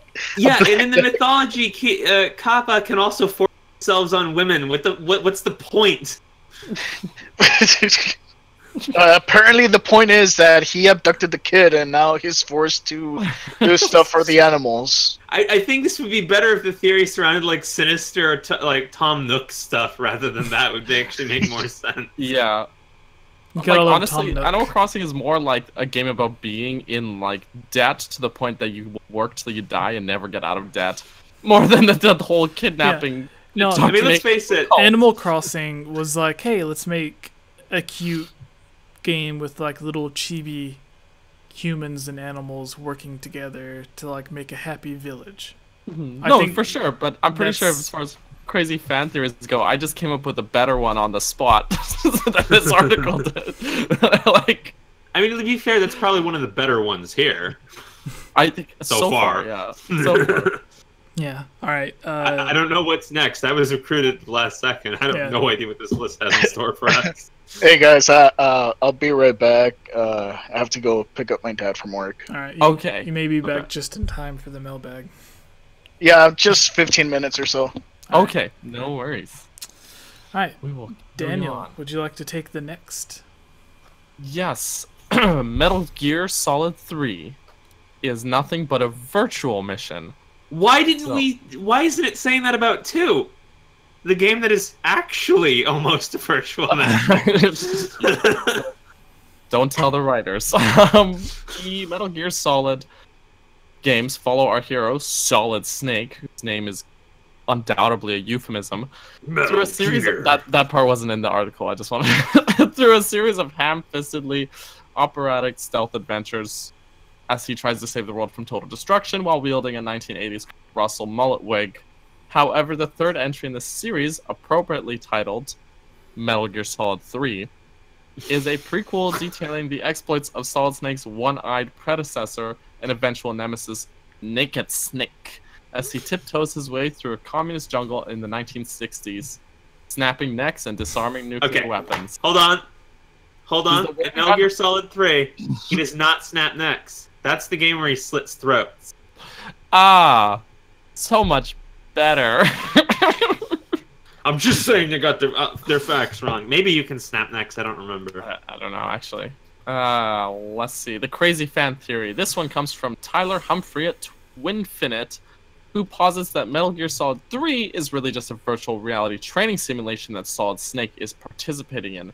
Everything you see and experience in the game is all part of the simulation, and none of it is really happening. But Solid Snake has no relation to that game's story whatsoever, other than what happens later. Well, I'll just keep reading this article till it's either acceptable. You guys might not know this, but I'm a huge Metal Gear fan, so... Yeah, maybe it should have been Axel to take this one. Maybe. No, it's fine. I don't know that much about Metal Gear, but consider the evidence. At the beginning of the game, Major Zero, the Zordon to Naked Snake's Green Power Ranger, the site's writing style is weird, informs us that we're about to embark on a virtuous mission. Okay, Naked Snake mishears this and asks, virtual mission? Okay. Oh my god. This is about a substantial piece of evidence as Paul McCartney's bare feet on the cover of Abbey Road. Okay, so even the article doesn't like it. But it gets us thinking about the whole virtual reality thing right off the bat. Furthermore, the previous game, Metal Gear Solid 2, was revealed to be nothing but a virtual simulation and a surprise twist during the game's climax. Is that true, Axel? Not entirely. No, it's not. It's a simulation. It's not a virtual reality simulation. Okay. It's real life, but the whole situation is fabricated. Oh, interesting. So the producers of Metal Gear are making damn sure this might all be fake as the neighborhood our minds are playing in. As soon as 3 starts, much stronger evidence occurs if during the course of the game you kill a man named Ocelot, who is a crucial character in the previous 2 entries of the series. Remember, Metal Gear Solid 3 is a prequel, so killing Ocelot would be like killing off Obi-Wan Kenobi in Attack of the Clones. Anyway, should you kill Ocelot, the game ends and you get yelled at for screwing up the future timeline by Roy Campbell, a character who does not otherwise appear in this game. Roy Campbell is Solid Snake's contact in the other Metal Gear games. However, as we previously mentioned, a man named Major Zero is supposed to be your contact in this game, and indeed, every other time you screw it up, it is Zero's voice you hear scolding you about it. Yeah. When you suddenly hear Roy Campbell's voice berating you about creating a time paradox, because Metal Gear Solid 3 is just Solid Snake playing a training mission, whenever you do something that alters the timeline of events, you hear Campbell yanking him out of the simulation like Jeffrey Fahey in The Lawnmower Man. Given what we already know about the crazy bastardness of the game's creator Hideo Kojima, this doesn't seem that far-fetched. But if it were just a simulation, why would he get mad at you for doing that? For creating? Exactly. Like, it makes no sense. Like, it would be inconsequential. And here's the thing. They only did that as an Easter egg because Roy Campbell's voice is like iconic to the series. It's like a huge deal, so they just wanted to put it in there. Yeah, it seems more in the realm of Easter egg to me. Yeah. Okay, but you know. Also, Hideo Kojima is too drunk on himself to not make it obvious, because like, if you, this kind of theory can't work for Metal Gear, because every crazy theory you can imagine is the plot of Metal Gear Solid 2. Like, that's the canon story of Metal Gear Solid 2. He's not the kind of guy who's like, oh, I'm gonna hide this stuff in the game. They'll never suspect. No, the whole point is you go through the whole game, and it's like, what is even happening at all? And then at the end, it's like, all of this was happening. Yeah, that's Metal Gear. Hideo Like, I don't Kojima know a lot about it, but like we would know by now. I'm sure. And in the same way that Miyamoto is known for like making Mario and Zelda and everything, Hideo Kojima is known for just making the craziest storylines in games ever. That's why when they showed off what was it, Death Stranding, everybody was like, what the hell was that? Oh, okay, Kojima made it. Okay, it makes sense. Yeah, you just accept it. You just don't question it. Yeah, it's like I think he's gaming's premier mad genius at this point. Like, he just do what he spent. Like, Metal Gear Solid 4 has these like genuinely weird live action intros. They're the strangest things I've ever seen, and they're supposed to be like actual TV shows airing in the game's world, but I didn't know that at all. When I played the whole game, and I didn't know that, and he spent like a lot of money making them. Like, it was a huge part of the game's budget. Weird. But okay. And the thing is he can keep doing stuff like that, and it makes money. It's why it's so ridiculous he had so much trouble with Konami. Like, that's the kind of guy, give him whatever he wants. Yeah. It's gonna make money. It just doesn't matter. Yeah, that's why there was an interview with him and PlayStation where he said that there was a lot of companies that came to him, but PlayStation was one of the only companies that was like, what's your budget? Doesn't matter. What kind of game do you want to make? Doesn't matter. Because they know that it'll sell. He's like that will sell. Like they asked him, like, do you have an idea or a concept for the game? And he's like, not yet. And they're like, okay, what's your budget? All right, here you go. That's awesome. It makes sense, honestly. It does. Like, those are the kind of people you want to keep making. Like, you want to continue. I don't fully understand the whole Konami issue with Kojima. Like, I don't understand the behind-the-scenes politics of it at all. If you've got someone in your company and they're making games, and that's like what your company is now known for, and you're just like printing money, why would you end your tie, like cut off your ties with that creator? Yeah. But that's a whole nother topic of discussion. I mean, we can get into it if you want. Konami getting rid of him is like Nintendo firing Miyamoto. I mean, they did that with the guy who made the Game Boy, though. And Metroid. Did they fire him? I thought that he. Yes. So he was the Game Boy and the Metroid guy. He was responsible for both. He made the Virtual Boy. And the response was, I guess this is a thing that happened, or maybe it does still happen, I don't know, in Japanese companies, where basically he wasn't fired, but he was ostracized. So he basically was not given projects to work on. Oh, yeah. Not really given work. He's paid, but he just sits there. Yeah, that's what they do. Like a lot of companies in Japan, instead of retiring, they'll give you basically like a window job, to where it's just your job to sit there and stare out the window. Yeah. So you have to show up for work, but you have no responsibilities. Yeah. It's supposed to be a respectful thing, to where like you worked here your entire life. You're not in a position to where you can help anymore, but we don't want to fire you or retire you because you've been so helpful. So out of respect, we'll keep paying you what we pay you, and you can come in and basically do whatever you want. If you have a cool idea to share, good, but if you don't, no worries. I would go into work and play video games all day. Yeah. Like, think about it, if you worked at Nintendo already, you're just like... You probably played every game that's going to be coming out in the next 5 years anyway. Yeah. Yeah. Just go up to people like, hey, what game you making? Hey, Ilya popped in. Can I play it? Popping in hello, for like Ilya. 5 minutes before Old Studios Dance recital. Awesome. Awesome. Glad to have you. Axel, do you want to go to the next news story? Number 2. Number This 2, one- Mass Effect This one 3. is one of the only ones on this article that I actually kind of like, but... Okay. You go Take it ahead away. then. Oh, You you take mean, it. you mean you don't Take like it away. number 1? Yeah. No! You do it. Take it away, Axel. Axel Jesse can has to take read the number next. 1. Jesse, you have to read number 1. Take number 2. Because I know it'll be your Oh. favorite. Okay. Are you... I just read what number 1 I was. don't want to try, but... yes? Here. Do you need an aspirin for your headache? That you're going to get? Since Axel's dying, I guess I'll start reading this one. So this is Mass Effect 3 is really about the hero being possessed by aliens. Oh yeah, this is a good theory. That's why I said this is the one. This is better than the actual ending of the game. So, do you want to take it? Fine, I'll do this one. Dude, take it away.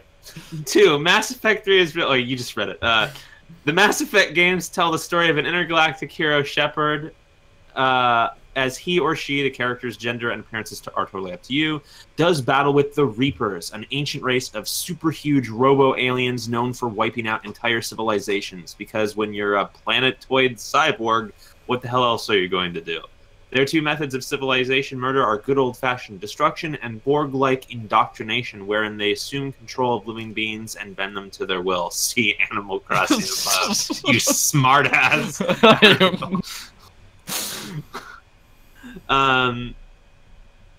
At the end of Mass Effect 3, you're given 3 options to supposedly end the Reaper threat, control the Reapers, Shepard dies, or synthesis, which effectively turns everyone into Reapers, or destroy the Reapers, Shepard dies, probably.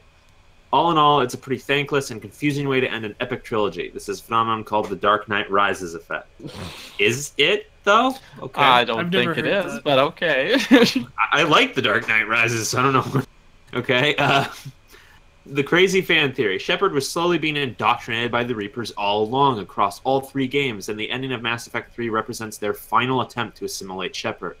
There is a 2-hour documentary assembled by fans that laboriously goes over every possible clue in the series, but we're only going to talk about the ending because we just microwaved some Hot Pockets and they're starting to get cold. I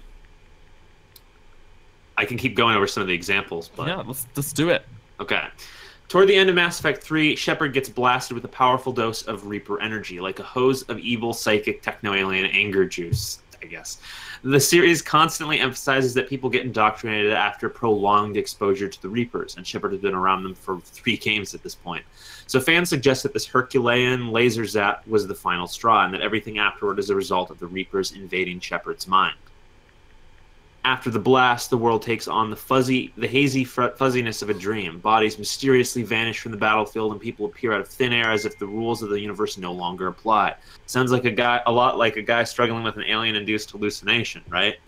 When you make the final choice to wield, join, or destroy the Reapers, all 3 options are color-coded, just like every other choice you've made in the entire series. Blue represents good or just choice, green is neutral, and red is evil. Now look at this picture of the final choice in action, which I can't see for some reason. Okay, well there's the 2 things. There's a blue and a red. Lit. Sort of the lighting is different on the 2 things. I don't know how to explain the words right now. Okay. But I don't know. Jesse can pop it into the stream if you want. Sure. Oh, you would assume that the obviously blue-hued selection would be to eliminate the Reapers and save the Earth, good, whereas the red-stained option would be to take control of them to rule the galaxy, evil, right? You'd be totally justified in thinking that, and you'd also be committing a huge space error, because that assumption is utterly incorrect. The blue choice is to control the Reapers, and the red choice is to destroy them. The middle choice is to join the Reapers. But if you make that selection, you should just check the game disc and snap it in half, because you're playing it wrong. There's also a lot of I think that's enough from the article to get the point. Right. But I remember there's also a lot of stuff in the game that are just fairly surreal sequences. Like during this big Reaper attack on Earth, there's a little boy that only Shepard seems to see, and he just keeps appearing and disappearing, and things like that throughout the game. So there's a lot of things in the game that actually make it seem like it's not real. So yeah. With but I mean, that, like, the whole indoctrination theory, I really, like I said, this is the one on this article I really like. But it kind of makes sense that like he has been, or he or she, I guess, Shepard has been exposed to them for so much time, and the whole thing is like the longer you're exposed to them, the more likely you are to be indoctrinated. Yeah. I mean, like, how go through all these games and come out at the very end and still not be, you know? So like all the lore is there. Yeah, they just didn't do it. This one stacks up, like, as far as the theories on this list go. Yeah. Definitely.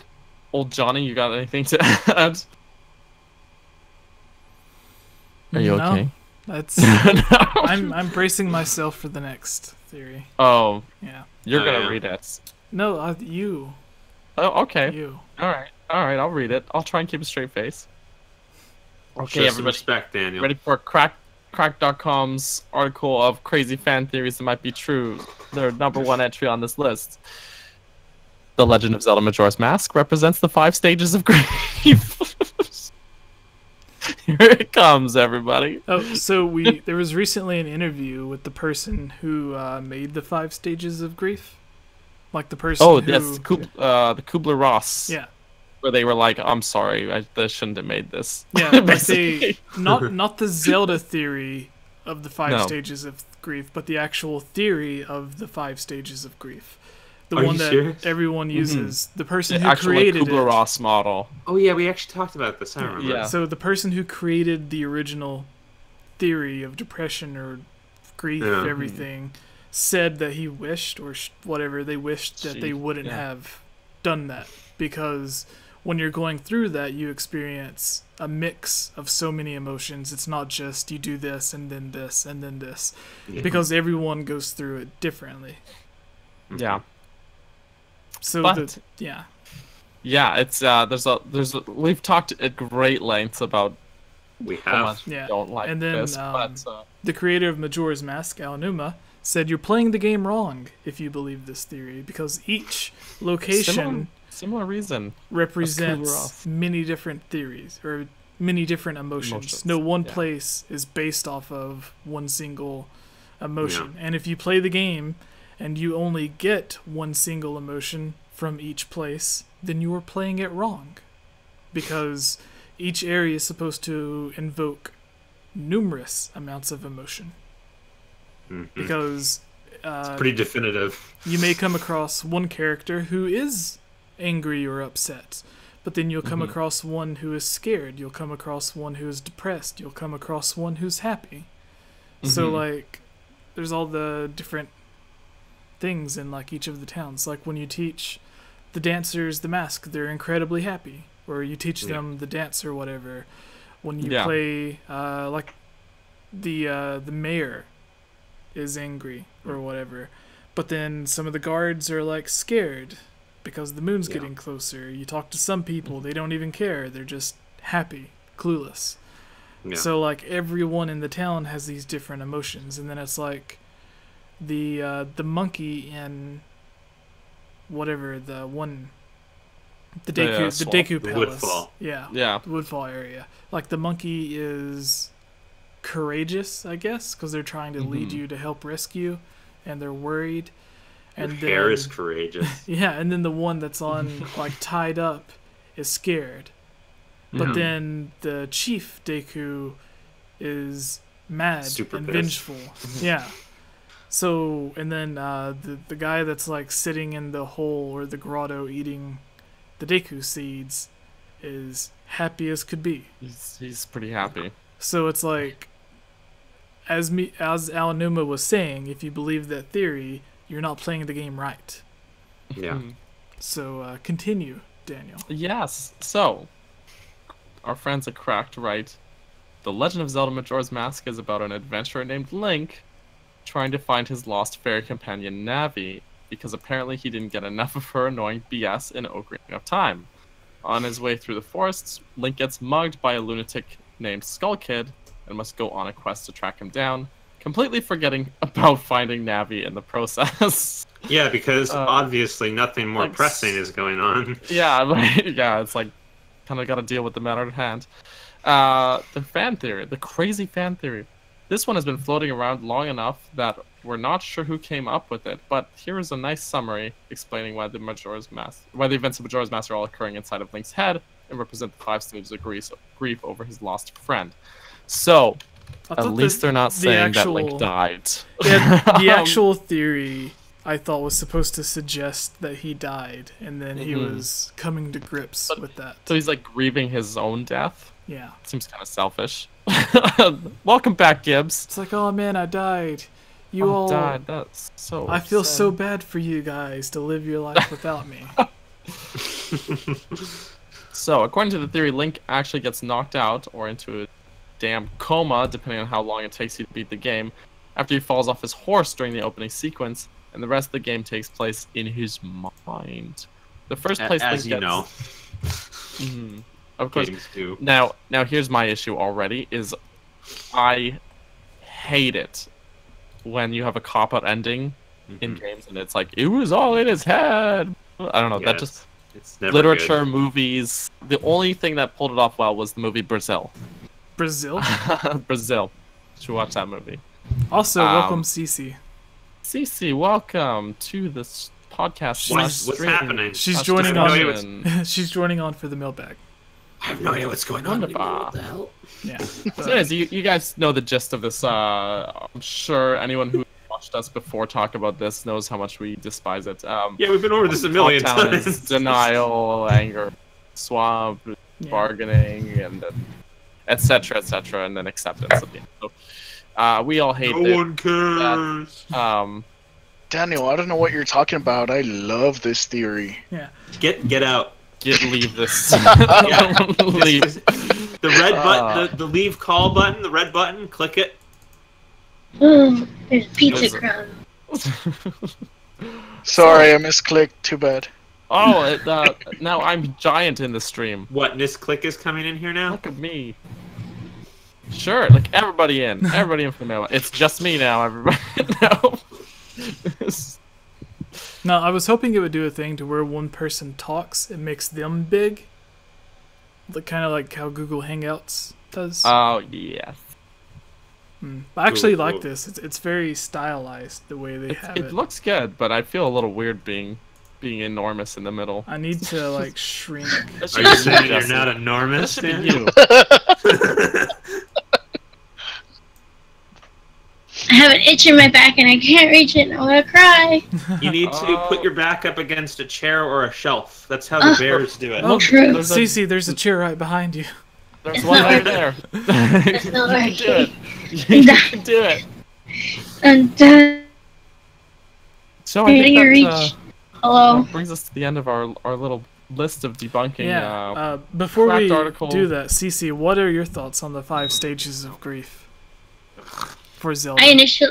I mean, I don't agree with it, of course, because it's been debunked, were like you you guys watching said. before? Whenever we were wait, talking, whenever we first started this part of it, we were talking about how the person who made the Kubler-Ross theory, whatever, not the Zelda theory that's based on it, but the actual theory of the 5 stages of grief. Oh, okay. The person who invented it said they wished they never would have. Because when someone's dealing with grief, they go through a mix of emotions. Not just, like, not everyone goes through it the same way, so they wish they wouldn't have made that, because now everyone uses it as a reference. I think I see that point of, like, wishing you didn't make it, but I think also having that is a good way to assess your emotions, because even though there is a wide variety of emotions that people feel, everyone goes through different feelings, like she said, different emotions, there are still major points where you do feel denial, anger, and all those things, even though it may not be in that specific order, it may not be the prominent emotions they're feeling, I feel like those emotions are still always going to be there. Yeah. And then with the actual Zelda theory, Aonuma, the creator of the game, said if you're playing through Majora's Mask and you only see one emotion for each of those areas, then you're playing the game wrong. Just because there are 5 main areas doesn't mean there are 5 different emotions for it. And for example, because he said like there's the mix of emotions for each area. So like they use anger for Clocktown because the mayor is angry, but then if you talk denial. Yeah, or denial, whatever. So I was thinking it was anger for some reason. Maybe that's the Deku person. He's angry. Yeah, that's the swamp area. Yeah. So then like in the swamp the mayor is, or not the mayor, the Deku. the Deku king, whatever, is angry or whatever. But then the monkey that leads you to the other monkey that has to get you to help is being courageous. The guy in the grotto, when you go in the hole to buy the magic beans from, he's as happy as can be because he's selling you overpriced magic beans.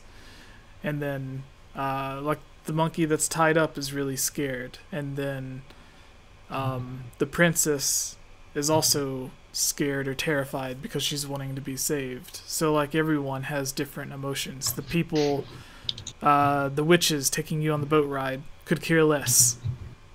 So like just because, like, as Aonuma said, there's so many different characters with so many different emotions in each of the areas that if you play through the game only seeing one emotion for each area, you are playing it wrong. So everyone, if you believe this theory, please unsubscribe. Alright. Go away. You see. So, let's start with the Zelda Mailbag. Are you guys ready? Yes. Are you ready, Axel? You can stop. Axel, you could rejoin us. Rejoin the land of the living. Someone give him a bottled fairy. I'm gonna stream too, just for fun. Sweet. If you don't mind. Soup. No, that's fine. What I missed? Did I miss something? No, we're starting the mailbag. Good. You're just in time. You're just in You've time. suffered through the pain long enough. Something you have experience in. Yeah. Yeah. Cece, you're a fan of Axel's Mailbag. The original Curiosity Shop. The original Curiosity Shop is terrible. What are you talking about? And yet, that's why people love you. Yeah. When I went through all the episodes to add them to the playlist on my channel, I was cringing at the interest of all the old mailbags. So it's just watching progressively going and getting less cringy. Yeah, but we're all our own worst critics. Even my own old videos, I just can't watch most of them, to be honest. They can't be as bad as mine. Probably not. I don't know. I made some good videos, so. I don't know why. I'm trying to get it so I can put it whoever's talking gets big, like I was mentioning earlier, but I can't do it for some reason. When I double click, it takes me to that person's thing. So I guess it's impossible. Yeah. We need one more person. That's the answer. Is it? Are you sure about that? I'm not sure. We could add one more person and just say, "Just look pretty." Just look pretty. Just sit here. All right. Are you guys ready? Actually, I need to put in the time code. So we are at 1 hour 43 minutes. RPG in the chat says Axel's an odd fellow. Your face is an odd fellow. You sure are correct there, RPG. Yeah. Anyone busting their head open with a baseball bat. It's pretty odd. I don't know what you're talking about. I can't remember the last 10 minutes. Well, that's the side effect of a concussion. I thought that was just a side effect of the theory, but okay. Oh yeah, that too. Just listening to the theory kills your brain cells. Man. All right, are you guys ready? Yes. All right. What's up? Wait, where's the question? In the. I'm so sorry. The list. Where? At the top of the chat? I'll post it to you. Hylian's Gamecast. Yeah. Okay, it's there. Okay, I'm sorry I interrupted you. Go. Oh, you're fine. Alright. What's up, everybody? I am Jesse, or Game Over Jesse, as all of you may know us. No, me. Sorry. This is the Zelda Mailbag for the Hylian's Gamescast. Episode 35. Here with us, you see really big, is Mr. Daniel, our co-host. Hello, everybody. Joining for the very first time is Gibbz to the bottom Hello, left. everyone. At the top right, we have returning AxleTheBeast, who has his own Zelda Mailbag, the Curiosity Shop, on his channel. And then below him, you will see Hylian CC, who is also currently streaming this mailbag on her Twitch. Say hello, CC. Hello, it's me. Yeah, we can do like the Parcher family thing where everyone's like pointing at each other. Yeah. You should do that every mailbag or every podcast. So to be hilarious. there's Daniel right here. There's Axel way over there. Exactly. Gibbz down here. We could just get notes. Everyone can like Jess- post-it notes or Johnny. something to remind them where. I think it's But I have to different look for at the stream. everyone. Yeah, I have to look at the stream to see which way I'm pointing is right. Because Yeah, because for me, Jesse's really big in the middle. same. Down here is Gibbz. Over Yeah, there is Daniel, and then down that way is Axel. Yeah, it would just be whatever the Jesse sees because it goes on the stream. Yeah. Yeah. Anyway. All right. So, like I was saying, this is the Zelda Mailbag, where you can submit your Zelda questions or Nintendo-related questions. Any question, honestly, it doesn't really matter. But we call it the Zelda Mailbag because that's what makes you click on the video. True. Yeah. So, like, if we named it Pikmin Mailbag, no one would. No one would watch it. Yeah. Although So I'd love to do a Pikmin mailbag if you Some guys have. Pikmin fans. If you guys got questions. Yes. Sometimes we get so many Zelda questions we can't go through all of them, which is why you can head over to patreon.com/GameOverJesse, where you can become a Patreon to have your question guaranteed to be on the show, just as Jacob, Michael, Elmer, Gus, Justin, Ashley, that one Pancake Key of Time 15, Monica, Casey, Link uses the Triforce, Megan, Lunarium, Robbie Morgan, Shadow to Us, Rusty, and Lovable Christy have all done. But none of them have submitted a question for this week. So I don't know what they're doing. They're taking advantage of giving you money. Yeah, how dare they? We are also, we have new shirts, which I am not wearing, but you will see a lot of us wearing them at E3 when we make our... Yeah, last the last one. And then the Pokemon videos also had it.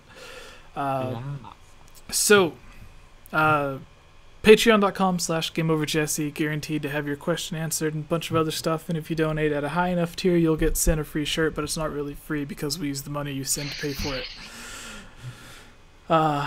Anyways, our first question, people in the chat, you can post your questions. We'll go through them after we go through some of these written questions. We'll each do 2 questions. That gives us 10 questions total. So we'll each pick a question from the mailbag, and then we'll each pick one question from the live chat. People in the comments, put your questions in the comments below, and then we'll answer them on next week's mailbag. So the 37 people watching, last time none of you were asking questions, so ask questions this time. Ask them! Yeah, Ask our away. first question comes from Legally Squid, who says, if Ura's Zelda ever released, where do you think the new dungeons would be located? Places where the other dungeons aren't. You know, there's a lot of room, actually. If you go into... Well, the thing Ocarina of Time, is- there's like an area...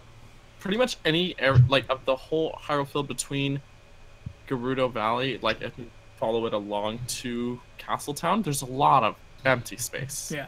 They So- can put an entrance to a new sub-area and just go from there. If you remember, Miyamoto and Aonuma, they always say anything that was taken out of one Zelda game is reused in other Zelda games. Yeah. So when he was talking about Zelda Ura, he said even up to Skyward Sword, they were still using things from dungeons to put in those games. So one of the things that I think might be obvious is with Twilight Princess, which gameplay wise is sort of like a newer version of Ocarina of Time, because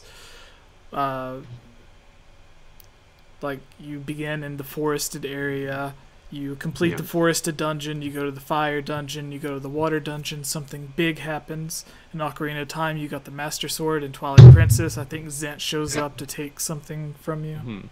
Yeah, and then you get the Master Sword. Yeah. So it's literally, like, gameplay wise, it's basically like a reimagining of Ocarina of Time. So with that and Twilight Princess, well, in Ocarina of Time, we know that one of the things was it was supposed to have a light dungeon where you got the light medallion, but Rauru just gives it to you in the game. So I think in the Temple of Time in Twilight Princess, where you go up the stairs and go through the window, and it takes you to a dungeon, I think that may have been the first dungeon that you go to in Ura's Zelda, where you pull out the Master Sword, and you're already in the Temple of Time, or maybe once like Sheik steps out of the way from the pedestal to where you can travel back and forth through time. I think it's after you beat the first dungeon. Then she mentioned something like, hey, after you do this, you can go up these stairs, but they took the dungeon out. So then Rauru just gives you the medallion, and then they later reused that idea in Twilight Princess. Because we even see Navi fly through that window at the end of Ocarina of Time, which is when Ura begins. So after Navi flies through the window and the game ends, the expansion would have started up. So it would make sense for Link to be like, why did Navi fly through that window? I'm going to go through that window. So, it adds up, honestly. Like you said, there's a lot of things that carried forward to other games that were cut out, and that is one of the areas in Twilight Princess that most closely relates to Ocarina of Time or resemble it. So, alright, so we can each name an area. I named the Spirit Temple. I think an obvious one that I'm going to take away from you guys because it's too obvious. There was a rumored Sky Temple. So saying there's a dungeon somewhere in the sky, which was also reused in Twilight Princess. Taking that away from everyone.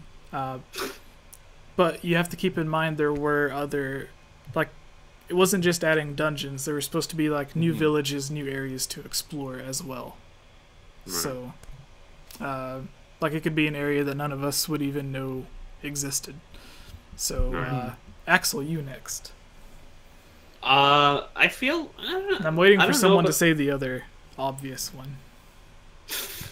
I don't know too much about Ura Zelda, unfortunately. I don't know if I'm going to be able to give like a correct answer here.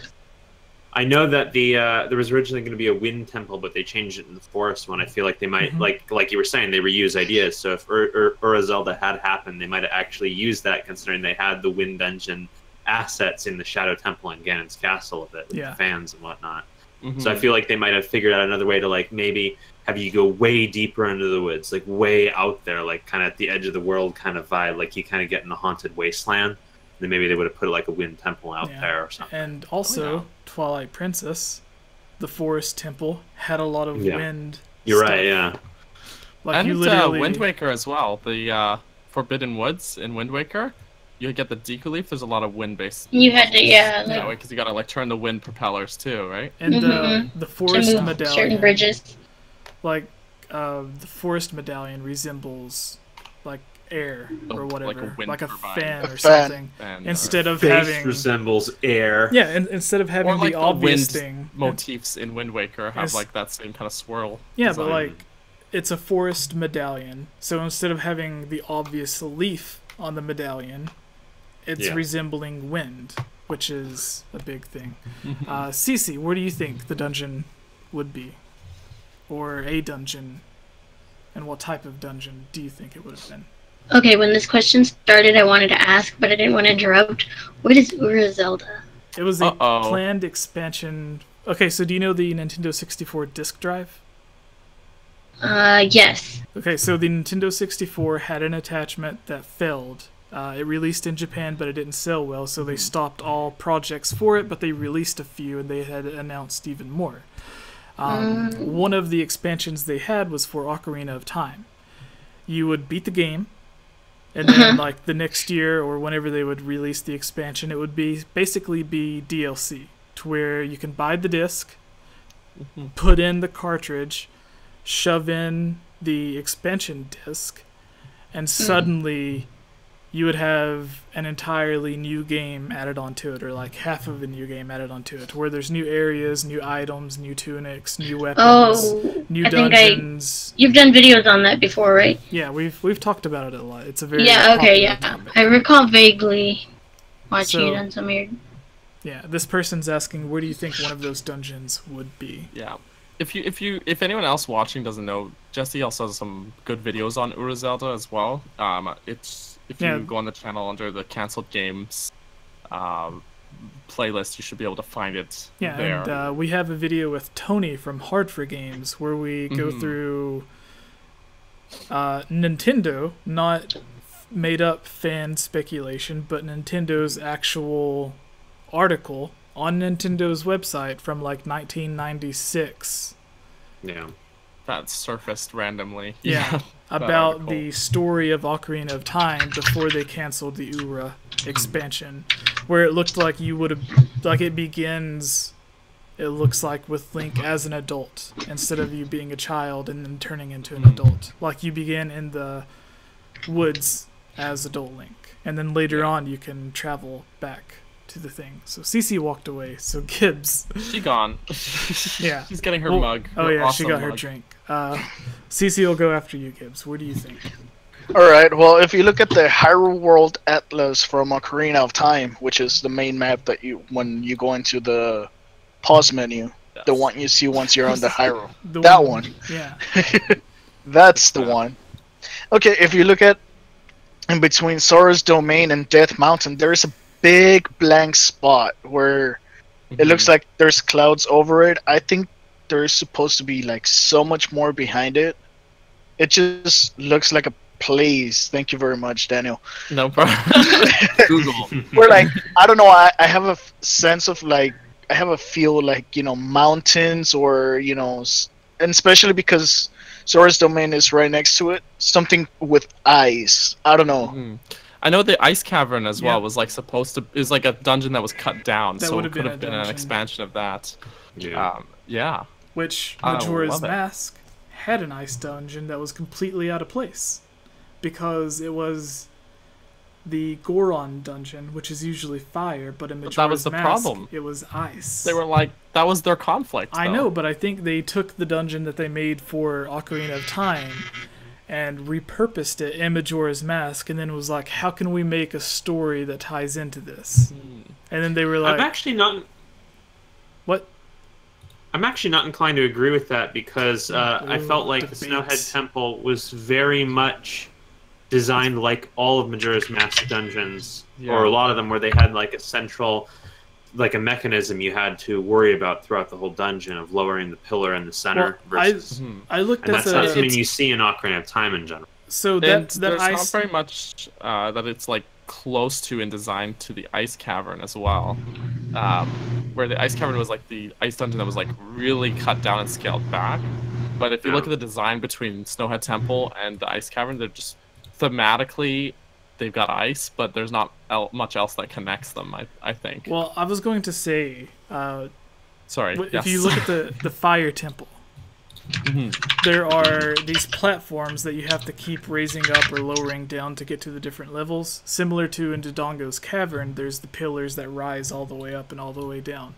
And then in the Water Temple, everything is centered around like the center pillar, and you're raising the water level instead of platforms. Right. In the ice dungeon, it's like a mix of those two, to where it's like everything's centered around like the one room, where like in Majora's Mask they make it so you have to like jump across as a rolling Goron, but there could have been like some other item that you would have used that would have been in Ura, or like maybe a hook shot to get across, or who knows what kind of item they could have added that they ended up not having. So that's the way that I was thinking of it. Twilight Princess was really cool because we ended up getting both the ice dungeon and the water dungeon. So, but yeah, like that area would have been really cool to see some sort of dungeon or a village there. Gibbz. What about you, Axel? Did you already get one? Yeah, I gave mine. Sorry, Daniel. All right. I'm gonna refer back to the Hyrule Atlas here. So you'll see there's like an area right here in Hyrule Field. On the other side I used to of think Hyrule that Castle was like Town. very obscure. There's not very much there. Honestly, there's a great amount of detail put into that area, and it leads to nowhere. It's like just a dead end. There's like a little river, you can cross it, there's some trees and shrubs and whatever, but there's nothing worthwhile there. Right. But you can go, you can play through the whole game and never go to that area. One of the P-hats there? No, but I think there's a big toe in that area, but I think that's it. Right. But I think I remember one of those spinning things there. Okay, I might be misremembering. It's been a while, but I you can play believe- the whole game on an average run, and your average person might never go there. I believe as a child there is a P-hat. Okay, oh, that's true, because they're not all there when you're a Link. So it might be that it's there as a child and gone when you're adult Link, but yeah. Either way, usually there are the big pose are in like important areas. Yeah. So like one in front of the Gerudo entrance, one in front of Lake Hylia, one near Hyrule Castle, and yeah. So, yeah, exactly. So it's this kind of weird out of place area that feels like there should have been more there, or there should have been an entrance to somewhere else there, like another sub area. But there's nothing there. You put in the Ura expansion, and then it's like, oh, there's suddenly a there's path like a here. Path or a bombable wall that opens a path or something, you know, and yeah, that would be really cool. Like, because then you get more. Hyrule Field is really big in that game, especially at the time. It was like, it's so big when you're like playing it the first time. Yeah. So it like to get more use out of that space there would be really good, because there's a lot of space in Hyrule Field that's not really used for anything. So that being one of them. All right, going back to you, CC, because you had to go get your drink, so we just went on to Gibbz. Yes, so we just skipped you. What is an area that you think would have had a dungeon, or an area that would have had like a new village added in?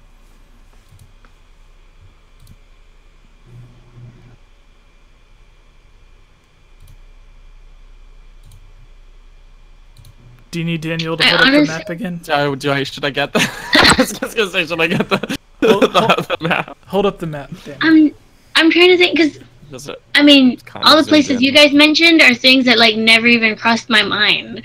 Oh. Like when I think of Hyrule, there I just think of all the places that are already have a dungeon, like Goron, Kokiri, Lake Hylia, Gerudo. Filling in the gaps. Here, Yeah, like that clouded off area by Zora's Domain. I mean, there's another cloud on the left. Can that be opened up? Yeah. Not that it can't, I know it can't be, but further up, like there's a circle. Between the circular cloud. Between Hyrule Castle and Gerudo. Yeah. It froze for a minute. Yeah, that circular cloud-looking thing. Oh, you passed it. Where'd it go? Wait. Other way. Other side. Other way. Next to I can't see Gerudo. because it's in reverse of. Next to Gerudo. Right over it. It zoomed all the way out. There. Yeah, that thing. It'd been cool to climb up those ridges. Yeah. And if you look, that's where the waterfall is, right? And so the river like goes between there. So there's yeah. See, the area I was talking about is like right next to there. This area. Yeah, I remember that area. Somewhere in there. That'd be cool too. Yeah. All right. Cece, do you want to pick our next question? Yeah. Are we going in? We're not going in order, right? No. Yeah, just of course one. not. Okay. Going to drag you into our planet Hyrule debate on the theory thread. Is Hyrule an entire world, or is it a kingdom continent? It's I think a political kingdom, I believe. Like, it's always referred to as the Kingdom of Hyrule. Yeah.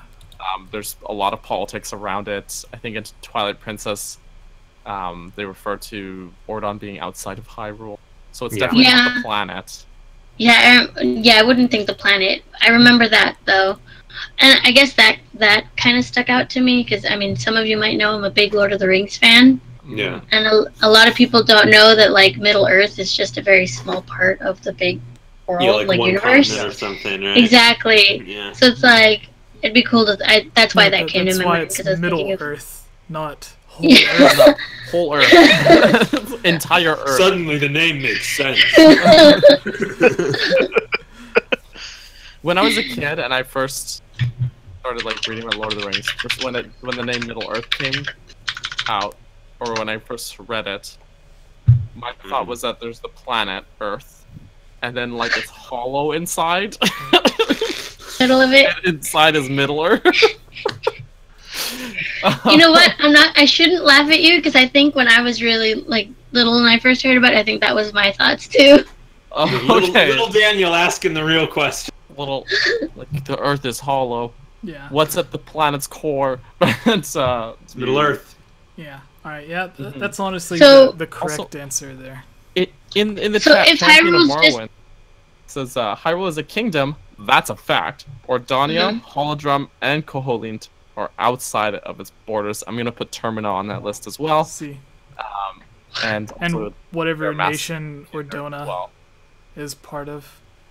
Ordon. Actually, first on one. that note, they say that Ordon is not part of Hyrule proper. I get the sense that Ordon is owned by Hyrule. It's not technically within its borders, Like but it's a Puerto territory. So Rico. it's like the in it's the America? Puerto Rico of Hyrule. Yeah, That well, makes sense. It might not even be in an official terms. It might simply be a territory outside of the border, but which has close relations with Hyrule. That's what That I got makes out of it.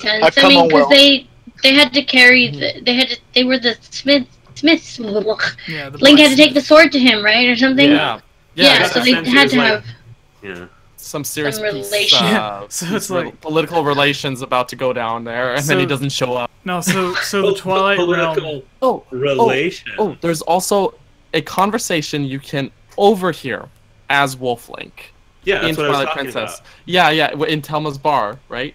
Yeah. And they are saying like, oh, she is like, oh, I didn't know there were any good men left in Hyrule, and nerdy guy whose name I can't remember is like, Shad. actually, Shad, yeah, Shad's like, yeah, actually, Link is not from Hyrule. He is from Also- Ordania. Screw you. Sorry, we're all great minds think alike. No, So- I'm saying Shad would be like, and also screw you. Oh yeah, he's like, by the way, I'm right here. So thanks for that. Yeah. So I think it's like Ordon, like the Ordon people or the Ordonian people. Whenever Zant and Ganondorf tried taking over Hyrule, they're just like, then why are you They're coming just- here? They're just Like, ordinary people, you know. Yeah, it's like you're taking over Why- Hyrule. Why are you here in this place? So since Hyrule is just a kingdom, Mhm. being Hylian, would that be considered a race or ethnicity? Well, like I'm Canadian. yeah, but you're right. part of the human race, not That's the why he Hylian looks race. so You get me? weird. Yeah, no, for sure. I think it is like a race. Yeah, like she's the human right. Race. Yeah, yeah. the The Hylians. Hylians all So descend people, It's but I mean, both. what about It's both. the like, race- If okay. someone, like, if someone's Jewish, they could just be from the country, or they could be the religion. the religion? Yeah. Yeah, okay. But it's also like in there's talks about like the Hylian bloodline specifically, so they're like a humanoid race, but they're like a specific Yeah. In canonically. Twilight think if- Princess is the game that illuminated that actually quite a bit because actually previously everyone's a Hylian and then sometimes they're Gerudo, I guess. But in Twilight Princess, a Goron actually calls you a human, and the Ordonians do not have the pointed ears. They are not Hylians, but they are humans, and the Hylians are humans too. The Hylians are specifically the humans who descended from Hylia, as best as I can understand. Right. Or at And least in the from Link to the Skyward. Past as well. This goes all the way back there. Yeah. There's talk about Link and Zelda are both descended from the Hylian bloodline, but that's a dying bloodline outside of the royal family, and most of the other characters are human. Well, Yeah. Yeah. So I think it's like everyone from Hyrule can call themselves Hylian, like that's their nationality. yeah. 'cause But they're then from- inside Hyrule, Hyrulean. yeah, but Hyrulean, yeah. yeah. then you but have Hyrulean the can be race. Gorons, Zoras, Yeah. Hylians, because they live in Hyrule. But yeah. So like you can be a different race, but still have the nationality. Yeah. Okay. It's also worth noting that there's technically no guarantee of any kind that even the Goron and Zora kingdoms are necessarily in Hyrule either. We don't know that. But there's the whole Hyrulean Civil War thing that there's listed that the King of Hyrule Ocarina of Time united everyone under the same fair enough banner. then, yeah. So at least in that game, there is nothing about the other games. All right. Next question, Gibbz. Would you like to take one? Sure. Mr. Gibbz. Choose wisely. Hello, Gibby. Hello, mate. Hello. Hello, governor. We doing this? So, well, Are you from Manchester? Okay, from Spyro Chick 101 on YouTube. Question. We don't see the Gerudo in Twilight Princess, but we know they are allies and very close to the royal family in Breath of the Wild. When did this alliance occur with Ganondorf gone? Maybe the Gerudo were free. They weren't ruled by force or fear of Ganon. Yeah, there is the theory that the Gerudo were part of the Gerudo were sent to the Twilight Realm, as was Ganondorf, and they became the Sheikah. But then there's also people that think it was the Twilight, and people think that the Sheikah were sent there and they became Twilight. And personally, I like to think that it was just a mix of everyone who was sent there that became the Twilight. So like the Gerudo mated with the Sheikah, and eventually. And I think also there's probably like a whole, as far as like people talk about their characteristics of that race. I think that's more like a prolonged exposure to that environment caused them to change. Yeah, and there's also an actual race in the desert from Four Swords Adventures that are already blue. The Zuna, yeah. So one question is, why did the Twilight have to descend from either of them? Couldn't they have been unrelated? I mean, I was just saying, like, that's the theory. I don't know. Yeah, okay. Yeah. So, because they're all, like, magic users, and then, the Gerudo part... aren't really. Yeah, well, the Gerudo part could be, like, the reason that they immediately looked at, or Zant immediately looked at Ganondorf could have been because he was already part Gerudo. So that's why he looked at Ganondorf as the king. And then I'm pretty sure he was just a giant glowing head in the sky offering him power, and he's just like, whoa, yes, sir. I ain't gonna argue with the giant head. Yeah, that's a good point. That is a weird scene. Giant flaming magic heads. It's like my favorite scene in all of. Alright, I like the little reference in Breath of the Wild that Urbosa makes or something. Oh yeah, where she mentions Ganondorf being... She mentions Ganondorf being the king, and she was like, I can't believe, that blah blah blah used to rule Gerudo. I can't wait to, for this revenge or something like that. Yeah, it makes it more personal for her. It's hard to say exactly when that alliance would have occurred, though, because we've got 10,000 years of the Wilds. That's a lot of time for political changes to happen, right?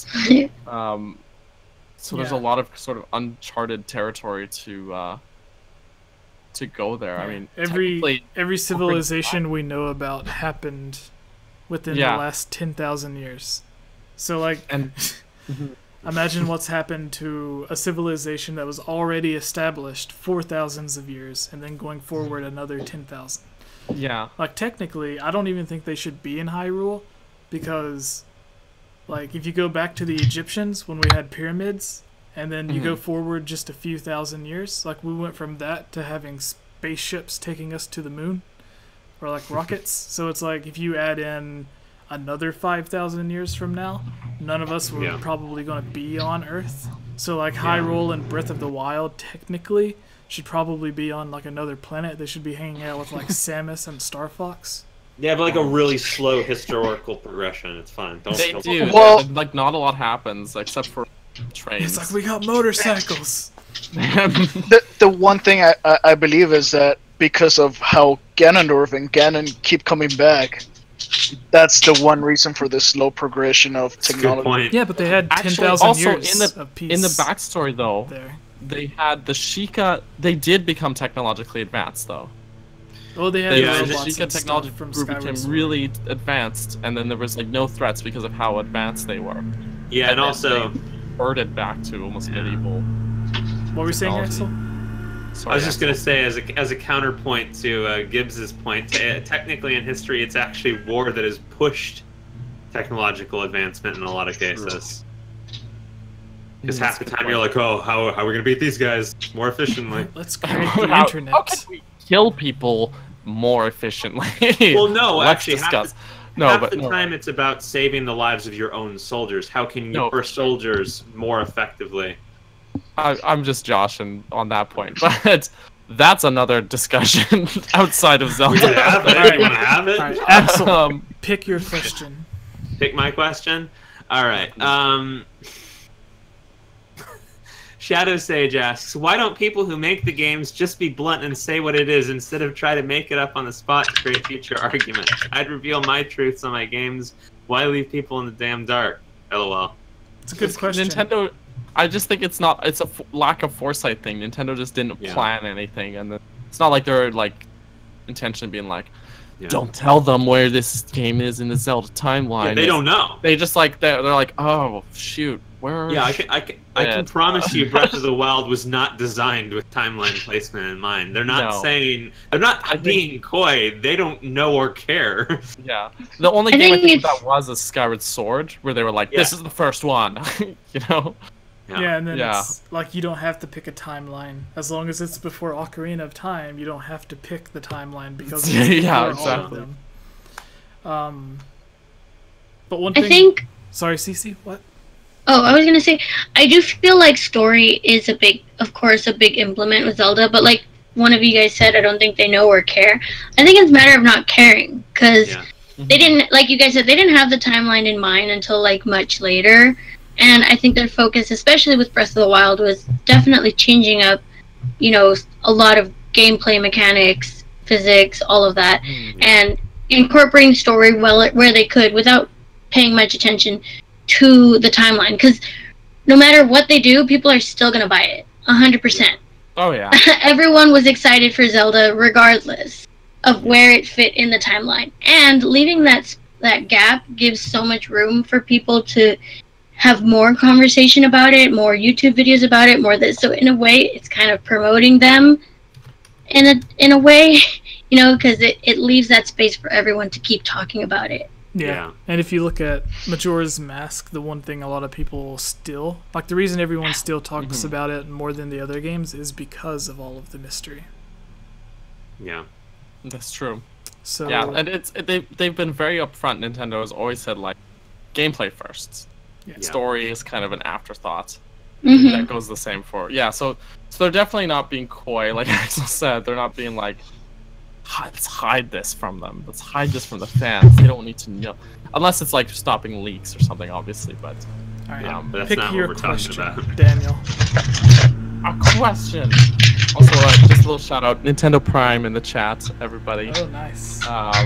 Is very excited to see Axel the Beast. Yes.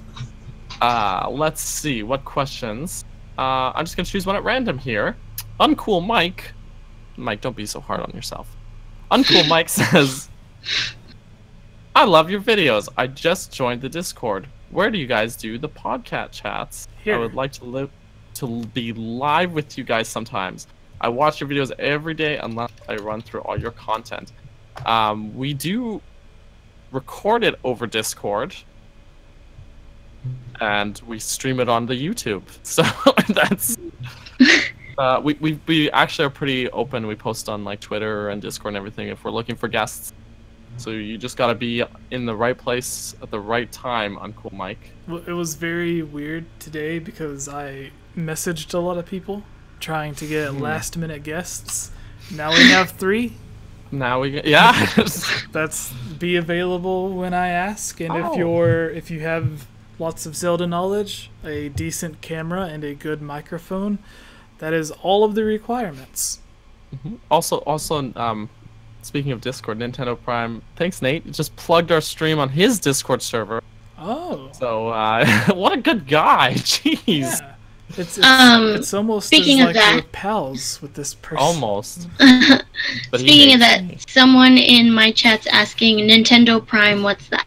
It's Nintendo Prime is a website run by the former editor-in-chief of Zelda, but now he's not restricted to just Zelda. He talks all things Nintendo. Yeah. I sometimes, occasionally, rarely post a video on there as well that I make for him. But yeah, no, Nate's a good friend of ours as well that we all met. I met Jesse kind of through him, through Zelda Informer, and It's almost Yeah. as if when Mossy's bought Zelda Informer, he let go of a lot of people, and then they had to start their own YouTube or Yes. websites. but he's gained a good following in doing so. So he does some very good work. He posts like almost daily, if not multiple times a day on his channel on YouTube He's as well. So YouTube Nintendo Yeah. Prime. I'm subscribed to him on YouTube. oh yeah, he does. There's a website too, but the YouTube is where it's really active. That's the place to be if you're following him. So yeah. there we go. We got meta questions. All right. So Questions about asking. we have questions. all done one question each. So now everyone in the live stream chat, queue up your questions, and we will pick from them. Ilya was here earlier, so I'm going to start with hers. She asked Oh. a question that I hope I put in here. I did not. Uh-oh. Alright, so I will have to go. It's in the Discord. I'll have to go get it. Discord, Hylian Gamescast. You guys can see all my stuff. Doesn't matter. Whoa. Ilya Rose Just go. asks, and this kind of counts as a live question because she asked it while we were doing the podcast. She said, "Game over, Jesse. King Bergerson. Okay, so which Legend of Zelda character / NPC are you most like? Whether it's mostly by looks, personality, or story doesn't matter. Smiley face." I also wanted to answer Ilya's question because she also works on the channel for voiceovers and the podcast sometimes. We got a super chat. Oh, Edward Norton dropped a $1.99. sweet. Thank you, Mr. Edward the Norton. Nintendo Power Bomb. Thank you. Nintendo Power, the Ninty Prime Power Bomb. Thank you, Mr. Edward. That is incredible. It is. Thank you. So Edward, if you have a question, we will fix it in really quick so you can have another shout out for your $2. But yeah, what NPC or character from the Zelda series do we think we're much like? Someone else asked a separate question that was almost like this one, so we're kind of answering two in one here. Starting with you, CC, which character do you think you are and why is it Tingle? Wait, starting with me? Yeah. Okay. I never want to cut you off while you're talking, but you got cut out a little bit. All Oh. I heard was which Zelda NPC. I said which Oh, character. thank God that wasn't on my end. I said which character, like which Zelda character or NPC do you think you are like the most? Whether it's story, personality, looks, whatever. And why do you think it's Tingle? For me, Yeah. I'm Tingle. Because he's a fucking weirdo. And you're a weirdo? Sorry, I said a bad word. PG Street. We're getting demonetized. I apologize. There was a CEO of a company that followed me on Twitter. I forgot the company, but he said he likes the channel strictly because we are PG. He likes the channel, what? Strictly because we are PG. Because so many other Nintendo people are known for like yelling and screaming and saying a bunch of stuff and always like having a I have a sex really joke bad every few minutes. filter. I'm sorry. So he was like, Well, I "Thank don't- you for having." Yeah, he's like, "Thank you for having a kid-friendly, appropriate channel." And I was like, And then We you should brought us have- on the podcast. Yeah. We should have a mistakes live were made. bleep button. Bleep. bleep. Yeah, Jesse will just press that anytime me and Daniel get off on Ashley some in the- kind of- as soon as Axel and I start rambling. $10. Whoa! $10 Super Nintendo Prime. Yeah. Wow, my friend. Hey. So Ashley in the chat says F-bomb. Yes. And then Losing Limo says short hair Jesse combined with no facial hair. Jesse transforms into a boy band Jesse. Okay. Boy band Jesse. Wow. No facial hair, but what are we talking But you about? do still have a little bit happening there. A little bit. That wasn't my It's choice. happening. Like, I wanted it all to be shaven off or nothing at all, but my brother said that he wanted this. The I don't know goatee. why. Yeah, and I'm like, I've I never don't know. had a goatee. I've just not shaved. That's all I've ever done. Is just not shave. I never Also, purposefully tried to style it. For that little $10 bomb there, Nintendo Prime, Nate, I'm gonna be in LA as well for E3. I will find you, And we will and buy you I milkshakes. will high five you and buy you a milkshake just for that. Yeah. So, excellent. But yeah, Cece, what character do you think you are? I think I am like. I know. Oh, who? I don't even. It was gonna be a joke, but I can't. I even say think the of his booger name. boy? Is it Mido, the rude Kukiri, What? The rude the one that Kukiri. doesn't let you do anything What? and is like I'm not constantly rude. I don't like that little blames you for killing the Deku tree. poo poo. I know he's a poo poo. I don't like- like him. It's like you guys are all like, everyone stays outside. It's only like the know-it-all brothers and Link that kind of stay inside their house. Everyone else is outside. So it's like, did you not see the 10-foot, really tan guy with red hair walk through here? No. Like, obviously that would have been the person who cursed the Deku tree and killed it, not me. You Can know? I be? Or how Malon? about this? If you can't say who you think you're most like, who would you like to either hang out with or have a similar life to in the world Malon. of Zelda? Alright. Malon. I don't know how to She has pronounce like it. a nice little simple life in the farm or ranch, and she has bigger dreams of like a knight in shining armor. Yeah, and she theoretically gets to hook up with Link, which is what everyone really wants. Entirely theoretically, but In yes. very, very I ship theory it. territory. And her dad is Mario. I ship it. But she I does, ship it. She does have an evil uncle, so I know. Who takes Evil over the Luigi. ranch? yeah. Proof that Luigi is not as alt what he seems. No, it's Waluigi. Oh, That's yeah. why. No. Okay, so Axel, what about you? And why is it the Kuko lady? Shut up, for one. It's like I just Uh, love bottles. Bottles and Um, chickens. I like Sauce a chicken. lot. I have to give this answer. I think it's entirely mandatory at this point. Mm-hmm. Happy Mask Salesman. Cause you creepy?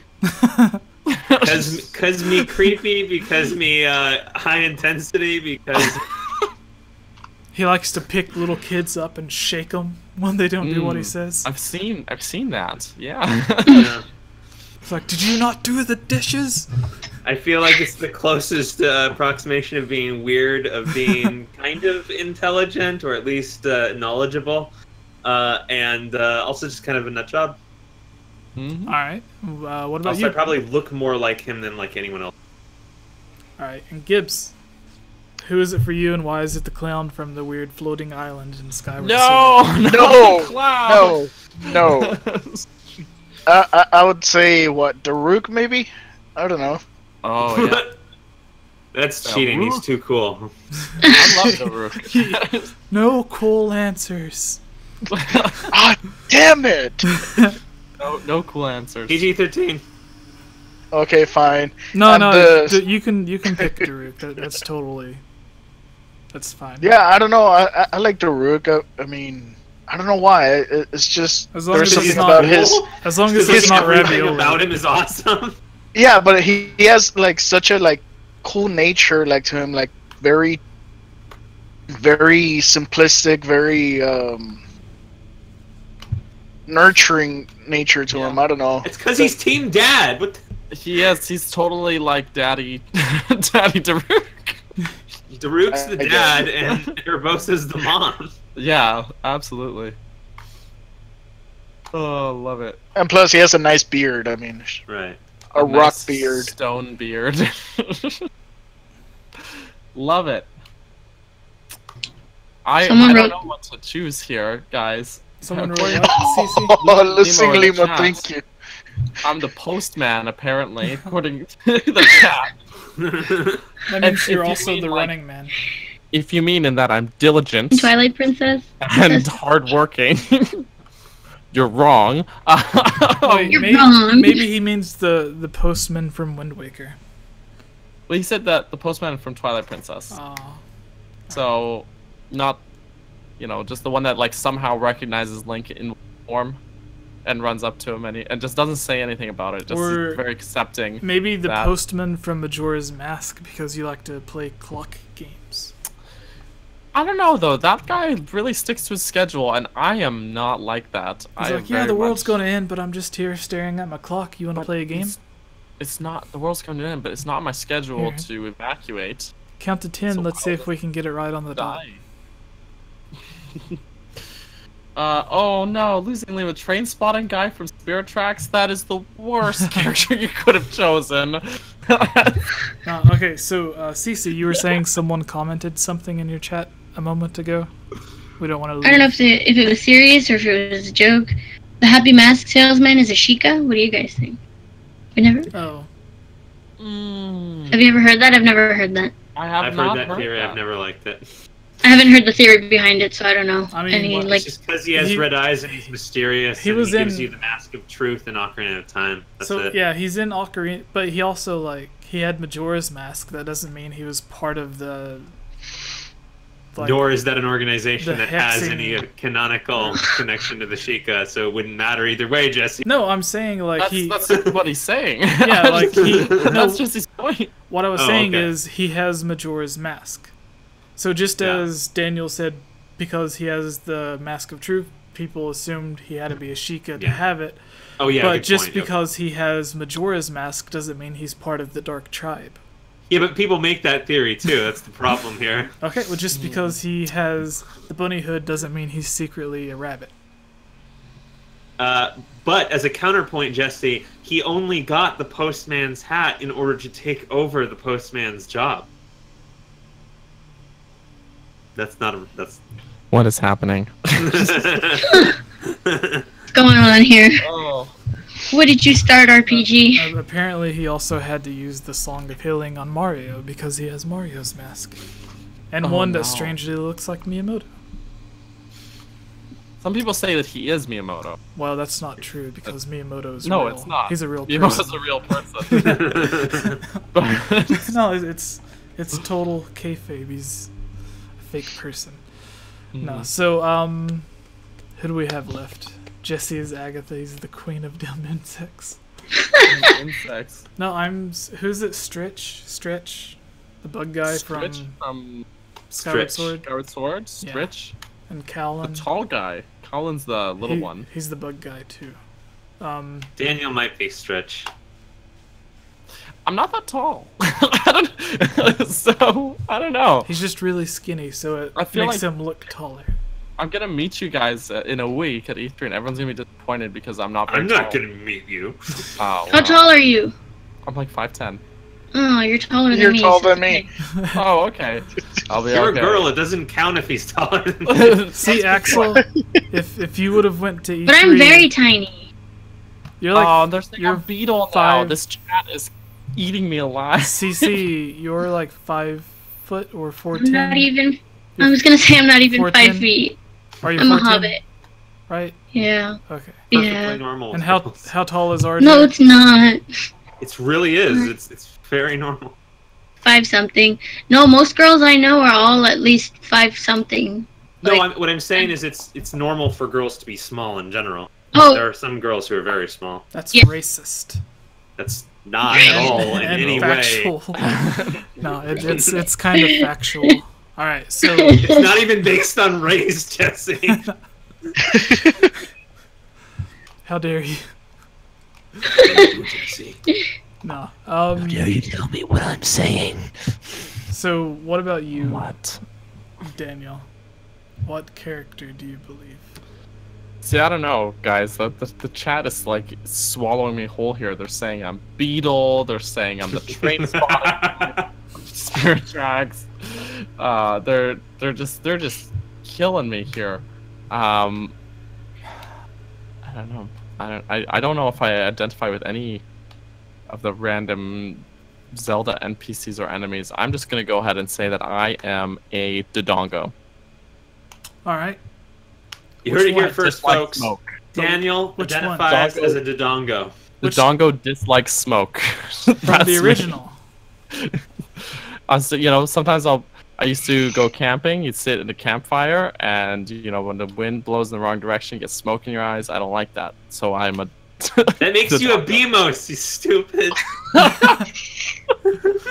Alright, I would say Deku Tree. Thank you, Trey. No, What? you don't get to What? pick that, Jesse. No. I don't- No. Maybe you're the Deku Tree sprout.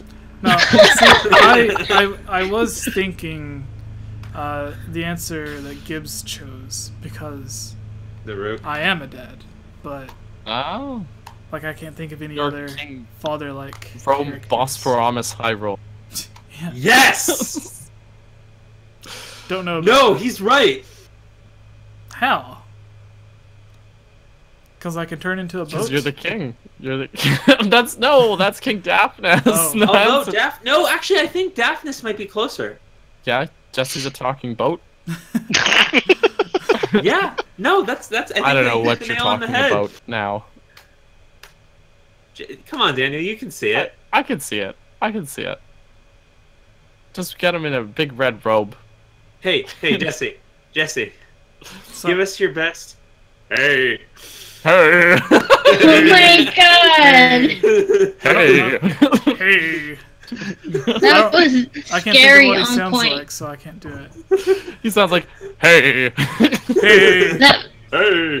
The first one, whoever that was like Axel. scary Axel, on that point. was like spot on. Or- That was scary. I was on my phone and I heard it. I was like, King of Red Lions! Or I could put on a yellowish orange robe and be the king from the CDI games. No, you are the king of Red Lions. You are. Alright, I'll You just are. That's watch me definitely it. morph into a boat. He's a boat now, everybody! I don't- Real. It's real! Boat Alright, life. whose turn Oh. is it? Whose question? Who read the question? Who? Daniel read the question. No, Did you not- read I the did not. question. You read it, Jesse. Jesse No, read I it. had Ilias. Okay. That was Ilia's, wasn't it? That was Daniel. Yeah. That was Ilia's question. Okay, Oh. we should. Let's Wow. take the next question. We should take. Yeah, is who do from we one of our- identify as? Cece, you're next. Another question from Yeah. the thing. Live. Alright. From the live stream. From the live. Oh, wait. Wow, do I have to scroll up for that? No, that was. No, wait, I'm not even on the Everyone, stream. Hold on. repost your you know what, questions. I've been putting some of them. If you look on the Google Doc, I put a few of them in the Okay. ones that the stream have been posting Okay. at the bottom of the Google Doc. If that So helps. go to the bottom of the Google My Doc. Google popped We do have up. a patron question. We should get to after this. After this one that CC chooses. Yeah, la, la, la, la, la. Mandatory patron questions. Who's a patron? It's in the Discord. Game Over Night of Zelda. Isn't that a patron person? Oh yeah. Well, They're did orange. Ashley ask a question? She's a Patreon too. They're orange. Did Ashley ask? Did she actually Ash? I can't read Discord because it has to be video. I've got it. Your chat's weird. This is- Daddy Daruk? Your Daddy face. Daruk. What's going on there? Like, I'm reading and I'm like, Daddy Daruk, what's going on there? That actually was said on the podcast. Oh, Yeah, well, I said that out loud. you did. Oh, Jesse that's is a winner. Jingle. King Red Lions. You heard it here first, folks. Everyone, agree. You know it's true. Search your feelings, you know. You know it to be true. Don't you cut me off to say what I'm saying. I just wanted to I'm gonna slap you. I want to be involved. Oh, yeah. RPG. I mean, Daniel.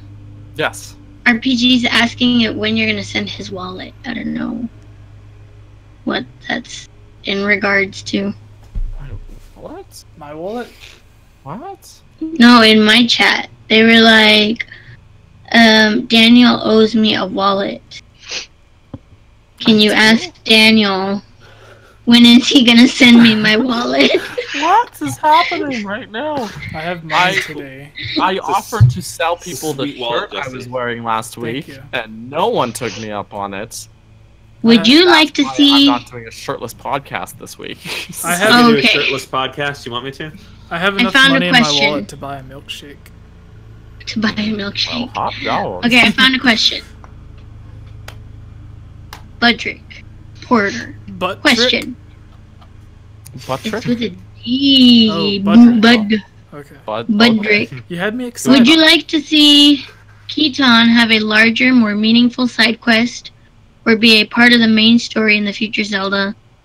And what would you like to see done with the character? So Keaton in Majora's Mask, there's like an old legend fable story that was like passed down from a long ago, and that's what it's based off Is that- of. Like Japanese Is that lore. the one that looks like Pikachu? Yes, that's the one. It's the fox that has all the tails. When you cut the grass, it'll pop up.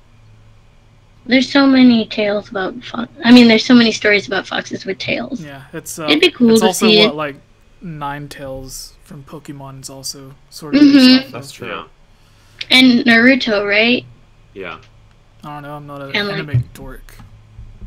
Oh, me neither. I just know that. No, that's not true. I'm addicted to Dragon Ball Z and Yu Yu Hakusho. I thought you were gonna say drugs. Speaking of Dragon Ball, Didn't we say PG? So thank PG goodness stream. nobody drugs. Don't do them, guys. Don't do drugs. speaking of Dragon There. Ball, there's gonna be a new Dragon Ball Heroes anime. Yeah, based off of the video games. For the first Yes, time right. ever, Super Saiyan 4 Goku's gonna fight Super Saiyan Dragon God Ball Super sucks. Saiyan. Daniel. Axel's trying to start stuff here. All right, go with the question. I'm getting hungry. Okay. I'm getting cranky. Uh-oh. Talk to me about Dragon Ball. Yeah, we only have like 2-3 more questions, so we can try to hurry through these. No, I to be honest, I could care less about Keaton having more of a story in Zelda. I That's could just me. see it having like a Fun. very It'd be minor fun. role, but Yeah, I wouldn't be Hmm. opposed to it, but I don't care for it enough to want it either, if Yeah. that makes sense. but Nintendo's introduced all of these races that have only appeared in the game. Nintendo Prime in the chat. $5 super chat. Dragon Ball is balls deep bad. JK. Oh my god! Oh, goodness. Well done, sir. Well done. Your milkshake privilege has been taken away. No, well, hold on. $10 got him a milkshake, and a $5 chat got that milkshake privilege Revoked. reversed. That means that he still gets half a milkshake. Negative. Yeah, he gets negative milkshake. He has to buy us Negative milkshakes. milkshake. Okay, no, that's why he sent No, us money. it's like the, it's like the guy that made the brownies for his kid just so he could put them up and not give it to him. Yeah, Champion of Morrowind in the chat says, I didn't know Michael Keaton was in Zelda. After Can you imagine if you get the Michael Keaton mask instead of the fox face? I would love that. I would actually love that. the weirdest part in the first Michael Keaton Batman movies when he has the pull stick and he like breaks it to like try to fight, because it's like, isn't like Bruce Wayne supposed to not fight? Like, shouldn't he be like, I have to take this call, and then he leaves the room and Batman immediately walks in, Yeah, wait a minute. and then Batman leaves and he comes back and he's like, oh, it was wrong number. Wrong number. Whoops. What happened while I was gone? This guy, same height as you, walked in wearing a costume. It's like you guys have the same chin. That's weird. No. Yeah, so like side quest, I could see it coming in a very minor role, but like Skyward Sword introduced a lot of new characters. We've never seen anything about the Minish before. Like the Magma race in Skyward Sword never returned. The Korok finally returned after that. The Kiri never really returned, but kind of retconned into A Link to the Past. Yeah. The fairy woods boy, whatever it was, playing the flute. I think he runs away from you. But anyways, like, I think it's just one of those roles that we're like, hey, we have the mask that's already in Ocarina of Time. Majora's Mask is all about masks. We can just tie this mask into a little mini thing. But yeah, what's the next question? Who goes next? Was it you, Gibbz? You went after CC, I believe. Yes, I think so. So pick your question. Remember, everyone in the chat, if you've posted a question or if you have not posted a question, repost or post your question so we can look at them. Well, I'm scrolling out to see if there's any other questions.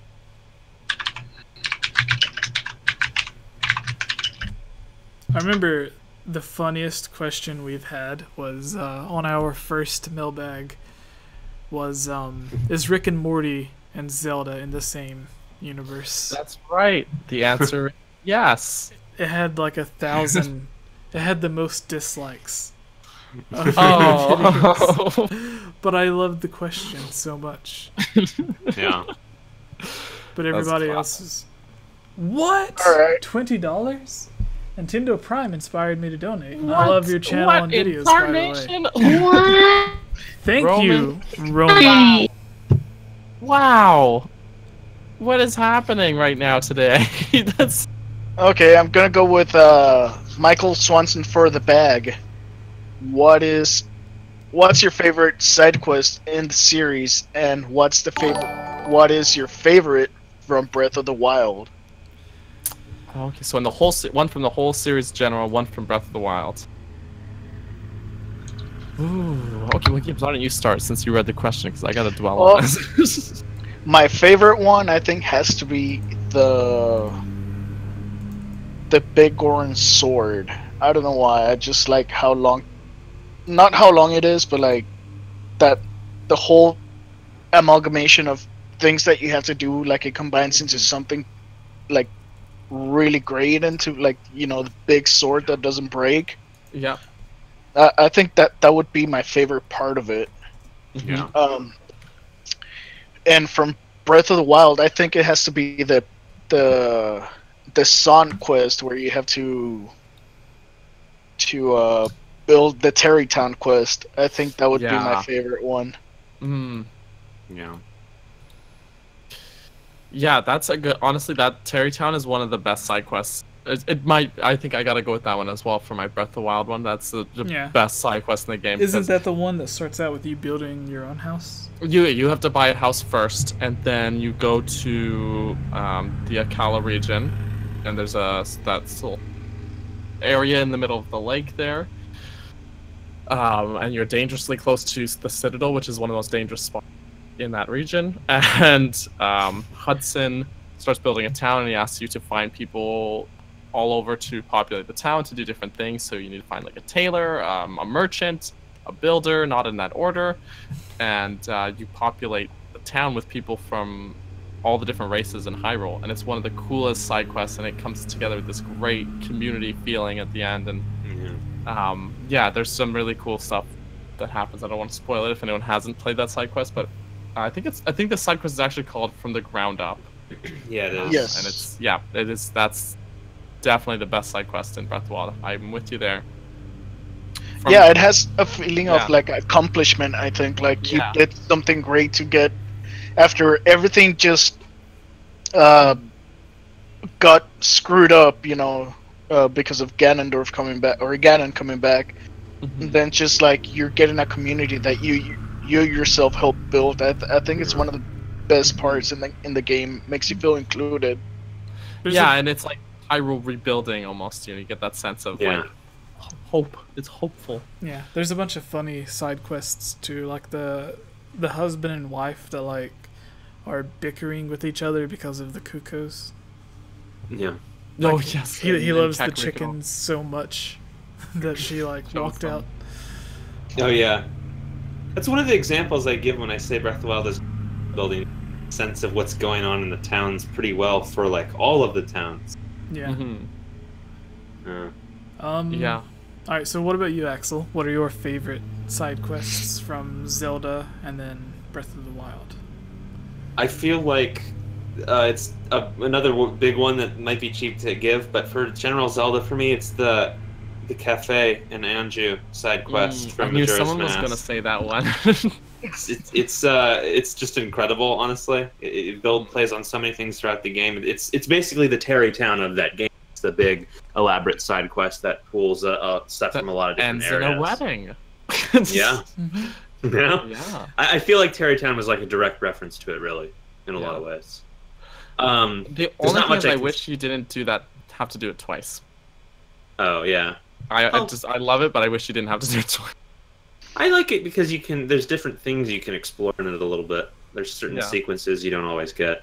Perverted archer lady. Thing is, I've actually done that many times, so I don't mind doing it more than once.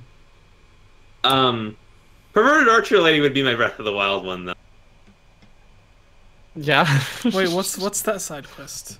So basically... Oh yeah, I never met the archer lady. Yeah, we talked about this, Daniel. I never met the archery lady. Or like is she the one that's... Oh, no, that's the one. You're thinking of the archery camp one, where you have to do the horseback archery. That's a different one. Yeah, so this is the main general store shopkeeper in Kakariko Village. She sells you arrows, pretty much. Okay. Basically it. Yeah, and she's like super... she's mentioned... she has like a journal, and I guess, for some reason... She's basically just totally into Link because he's an archer. She was presumably into her husband because he was an archer. She just has like a thing for archers, and she'll do this little quest where she asks you to like go to the middle of the town and shoot fire arrows through a fire to light all the torches or something, and then she gets really turned on by the whole situation. Yeah, she is hot and heavy for Link. Well, like the whole game. We have John Cena here, so we can ask him what his favorite quests are.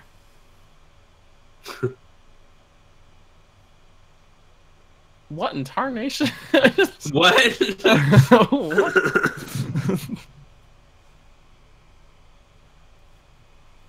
No, I'm really confused, Jesse. I'm genuinely. I have no idea. The joke, very you can't see John Cena, so like CC. Oh, okay.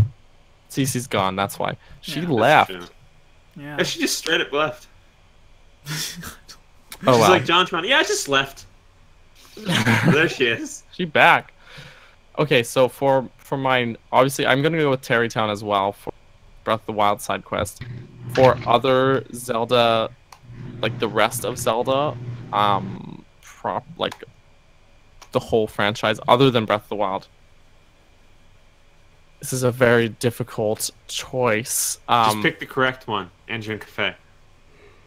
I just want to go some. I don't know. I really like that side quest, but because you have to do it twice, it kind of irks me. When I finish it, I feel great, and then I'm like, okay, now let's do it all over again. That kind of bothers me. See, Icefire in the chat says it was a good joke, Jesse. So you guys, I'm sorry. We all suck. In Skyward Sword, there's not a ton of side quests there, but I like Batro actually. Batro.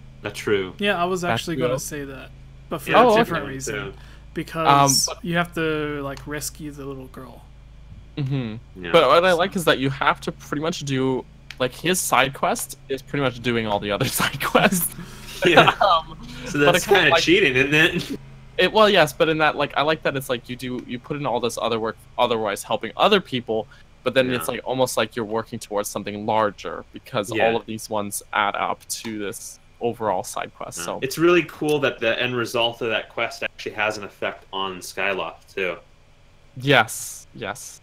Sure, like the only thing is that it's kind of weird that you have to like time doesn't pass in Skyward Sword, so you have to go to bed and like then like go to the exact like the whole opposite side of Skylofts just to go talk to him. But Alright. that's my pick. What about you, CC? What I stepped away to the rest. Oh, okay, my favorite side quest in any Zelda game, or one from all Zelda games and one from Breath of the Wild specifically. Yeah. Okay. It can be any, even if we've already mentioned it.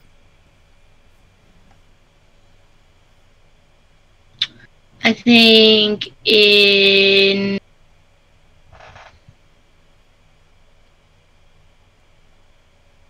This is really hard because every time I've played Zelda games, I don't think I did many side quests. All right, you can. I get too anxious. You can go. I get too anxious about the story, and I want to like just find out what happens.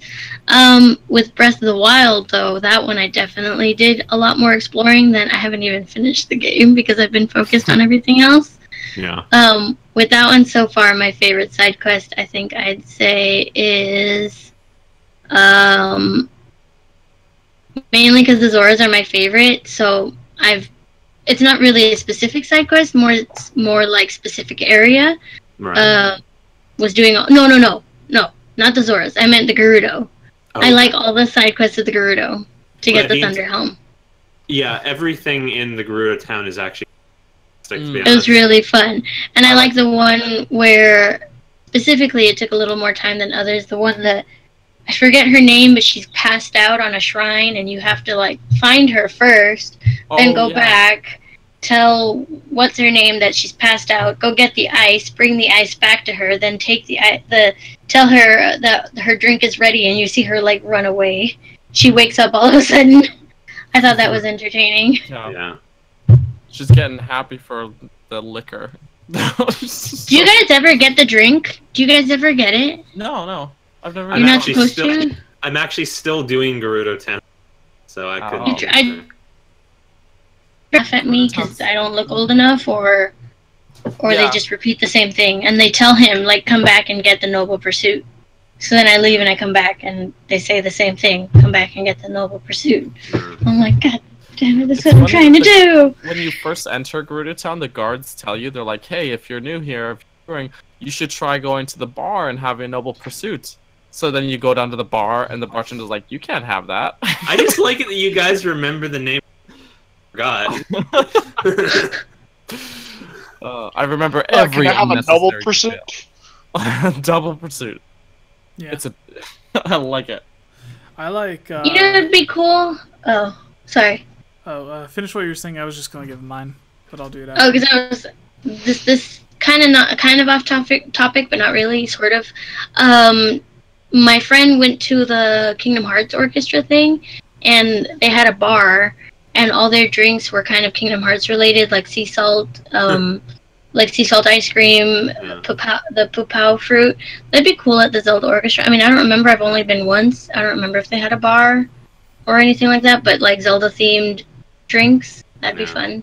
And if they sold a Noble Pursuit. There is a bar/restaurant in Vancouver, my hometown, called EXP Restaurant/Bar. And yeah, they do a lot of like Zelda themed food and stuff. I don't know if they do a Noble Pursuit, but someone should tell them to. So well, you just did. Someone, if they're watching this. I don't You just go there and tell them yourself.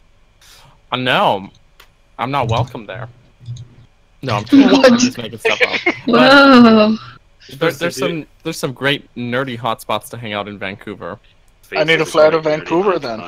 Mm-hmm. My house is a great nerdy hotspot right here. Come hang out. You can see all my pile of Nintendo Labo stuff sitting on the. Another side quest I like is taking the right dog to the lady in Castletown at night, just because I like all the dogs following me, because I like dogs. You know what? I used to think it was so fun to just run around and see a bunch of dogs following him. Just grabbing dogs. There's a side quest in Majora's Mask the band practice one. I don't know why I find that The chicks. where you find the- like the like Zora bands. Oh how they're yeah, all- the chick. Yeah. They're like all in those separate rooms. You have to go between and talk to all of them, and the one guy you like jam with him or whatever. And I'm like the moon is falling, the world's gonna end, and you're going like having a jam session with this guy. Well, I mean, they are playing the dungeon theme, the original Pass. That's Or true. from the original Legend of Zelda. There's some great Easter eggs there because the drummer is playing the cave theme in Link to the Past. The bassist will play the dungeon theme from OG Zelda, and the pianist will play the game over music from the first Zelda as well. So it's a nice little. There's some nice little Easter eggs there. I love it. Yeah, it was cool. Mm-hmm. All right, my favorite quest in Breath of the Wild. Maybe finding Zelda's horse because it's tied to one of the memories, kind of. Oh yeah. Or a few of the memories, actually.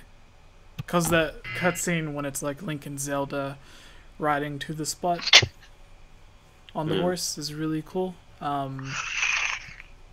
So like having a side quest that ties into it is also really cool. And then you have favorite from any Zelda game. I'm going to say the Skyward Sword side quest where you have to find the little girl, because that's the only side quest I can think of where you're actually saving someone.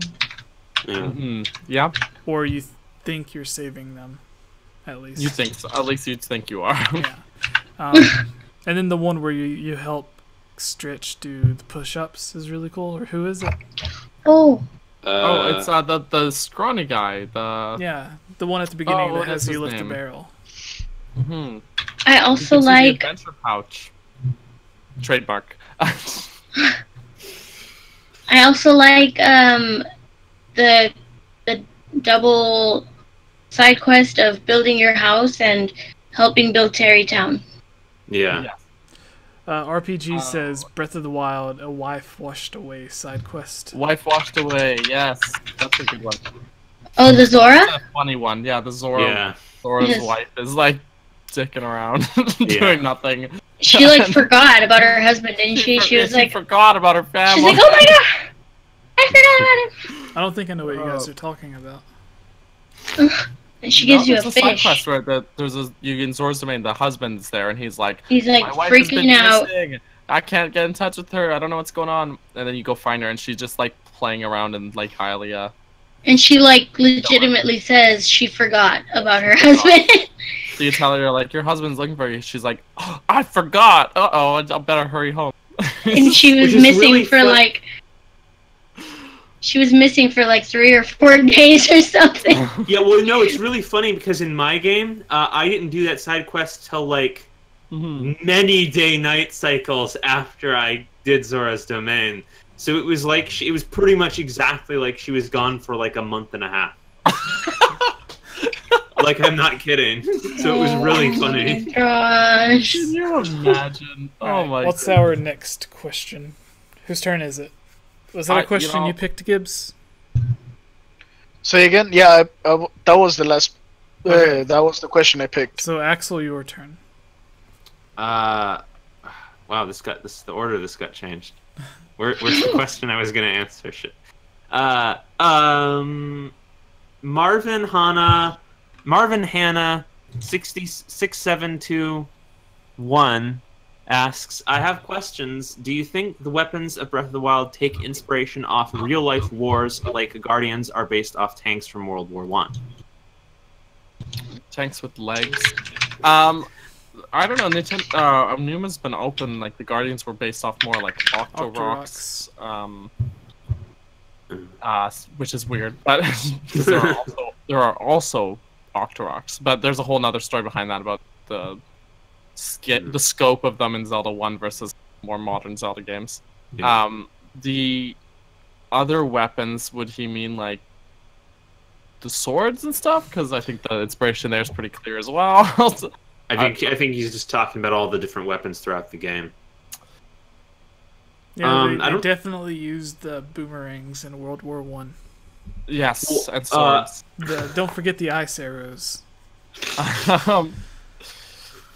Yeah, no, Well, I don't think the Guardians are because like they're more trying to be based off of like they wanted an enemy that was as threatening in a modern Zelda game as Octoroks were in the first Zelda game, and something that large compared to Link, because you kind of, And so, instead of shooting the ball at you, they shoot a laser. Yeah. So. I think like no, I don't think any of the weapons are based off any kind of specific wars or anything like that. They are mostly real I mean, barring the obvious magical examples, they are mostly real historical weapons like halberds and claymores and whatnot that were used in fictional wars. But I don't think there's anything specific it's based off of. The boomerang note is actually funny because boomerangs were not really used as weapons for the most part. They were toys, which is one funny thing about the Zelda series in general. There are, however, some actual bladed varieties that were used for attack, but they were never, to the best of my knowledge, and I'll admit it's not complete, were never used for conflict between people. They're hunting weapons. In fact, as unrealistic as it were used in wars, though. Right. And that rocket launcher from Twilight Princess is definitely the random rocket launcher that exists somehow. But like actually probably the most realistic weaponized boomerang in the entire series is the giant boomerangs in Breath of the Wild, the big heavy ones. Those are actually real. The real ones don't come back. They don't come back to you. You just throw them and they kill an animal and hunting completed. I'd say like a 10 to 15 pound chunk of wood hitting you in the head would kill you if someone threw it. So. Oh no, the real ones were bladed. Oh, well then definitely. You just throw a spinning blade at an animal and you're done. Great, Daniel, very effective. Okay. Oh no, wait, we can really quick because that one was a bit quick. What's everyone's favorite weapon from Breath of the Wild? We can do that. Gibbz, what's yours? Ooh, favorite weapon. I think it was the flame blade. That was my favorite weapon. The big or small? The regular one-handed one. Okay. Simply because of the usability of it. Like you could go and climb the mountains, and you would still have a little bit of weather protection with that. Not necessarily completely unfreezable, but you would have a little bit of protection on that. Or setting up campfires, or that would just help you pass the day or whatnot. Not use fire arrows or anything like that. So I think I would always have one at least in my inventory. All right. What about you, Cece? What's your favorite weapon from Breath of the Wild? Visually, I really like the really big fire blade, the one that's looks like it has thorns on the side. Yeah. But my favorite, I just liked it visually. But my favorite weapon to use was always anything with like the electric arrows, the thunder arrows. Shock arrows, and like blades with the shock on it, because I just like the enemy's reaction to them shaking, especially if you shoot them in the water. What about you, can hear it. Axel? I actually kind of freaked out a little bit when I first got my first Claymore in the game, but I would say specifically my favorite variety is the Royal Claymore. When I got to the woodland tower and I climbed on top of the skull at the beginning, I was very happy I got rewarded with a Royal Claymore, and I go back there to farm them whenever I want more. And I actually still have a photograph of it in my pictures in the game, so it's like, this is a very nice weapon. I really like that weapon. Nice. All right, Cece, what were you saying? I interrupted you there at the end. Oh, no, I mean, I was just saying their reactions are always really funny, and hearing them in the background, the way they sound while they're being electrocuted to death.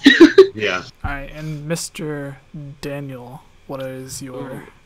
Okay, so speaking of farming weapons, there's a spot near Gerudo Tower where you can obtain a nice free Edge of Duality if you know where to look. Okay. Again, visually, it's a pretty sturdy weapon too. I really like the Edge of Duality. Yeah, but that's a good one. That's kind of a design thing, and it's a powerhouse of a weapon. But my actual practical usage favorite weapon is just like any broadsword, preferably like royal broadsword or the master sword itself. But those one-handed broadswords, because when I'm in combat, I use the shields a lot. I do a lot of parrying, and whenever I'm using a two-handed weapon and I can't parry, it throws my game off. So when I'm fighting, I would prefer to have my shield kind of ready. I also enjoy, if I'm not going to use a sword, I would rather a spear because they're really fast. But yeah, there's a pretty cop-out answer. So why would you use a shield when you can negate shields? Didn't you, Daniel? Didn't you ever hear that the best defense is a good offense? Yeah, but if someone like swings at you and you can just parry, and then you can parry by hitting them hard. That's all. Strike first, strike hard. You know, you can do Cobra Kai, like flurry rushes and stuff with any of your weapons, but you get more bang for your buck. I think with a one-handed sword, I'd rather be able to hit 2 times with 36 damage than only once with 50 damage. You know, but it looks cooler. It feels cooler. You just feel like, no, it's absolutely cool. I will give you that, absolutely. Though. To balance the weapons better, I think that the heavy weapons should have actually had even higher damage ratios than they are. I think so, because they're slow though. That's the thing. I think the main thing is they made it so you could guard blocks or knock enemies around really easily. They're like the crowd control weapon that stuns everything. Yeah, but what is nice about two-handed weapons, if you are in a crowd and you just like instead of a regular spin attack, he'll just keep spinning. Yeah. And you can just go around and just mess everyone up, which is fun. But yeah. And especially if you ended on like a nice slam and then Nervosa's Fury kicks in, it's like, yeah, that's good for crowd control for sure. All right. Yes. Mine would be any form of ice arrows. So I was a big fan of them in Ocarina of Time. They were like the optional weapon in that game, though. So a lot of people probably skipped it if they never like revisited Gerudo Village after completing the Spirit Temple. So very, very optional weapon. Another thing that was optional in that game, there was someone who was a few people actually, that mentioned the Happy Mask Salesman, because in a video, the top 5 mysteries of Ocarina of Time, one of the mysteries is like the origin of the Happy Mask Salesman in the game. And I mentioned that it's crazy that Nintendo took a completely optional character from Ocarina of Time and made them the center focus in Majora's Mask. Because no one, like, there's a lot of people that could have played through the game and never even met him. And there's people that was like, well, like, you have to meet him to open the gate. And I'm like, no, Zelda's letter opens the gate. After the gates open, then you can return to the Mask Salesman. But you can't get the mask before the gates opened. So he is completely optional. Like, he's not even there until the gate opens. So some correction for a few people that I've seen in comments. But yeah, any form of ice arrows in Breath of the Wild is really cool. I also like the shock weapons, kind of further to Cece's point, is that it disarms your enemies, which I really appreciate. If you're like surrounded by a bunch of enemies and you can quickly disarm them and take their weapons, it'll make the fight a lot easier. Yeah. Some pro tips there. I mean, if I'm allowed to pick a second one, I'm going to pick any form of bow and arrow. Yeah. Well, I like the ancient bow. If you like ancient weapons. The one you have to buy from the Akala Tech Lab. Yeah. Which has the sweetest music. No, I like. I know, it's so fun. I like Rivali's bow. Of course you do. All right. No, it's I never use it because I don't want to break hanging on. All the hero weapons are like hanging up on the. Oh no! You hang them in your house. Mifa's weapon doesn't get used. It stays on the wall in pristine condition. Daruk's weapon doesn't matter. Rivali's you use in choice situations and repair as needed. What about Urbosa's, like the sword? I haven't gotten it yet. I don't know. Oh, okay. All right. So you get their sword and shield, and they're pretty good. Whose turn is it now? Daniel. I think that was it.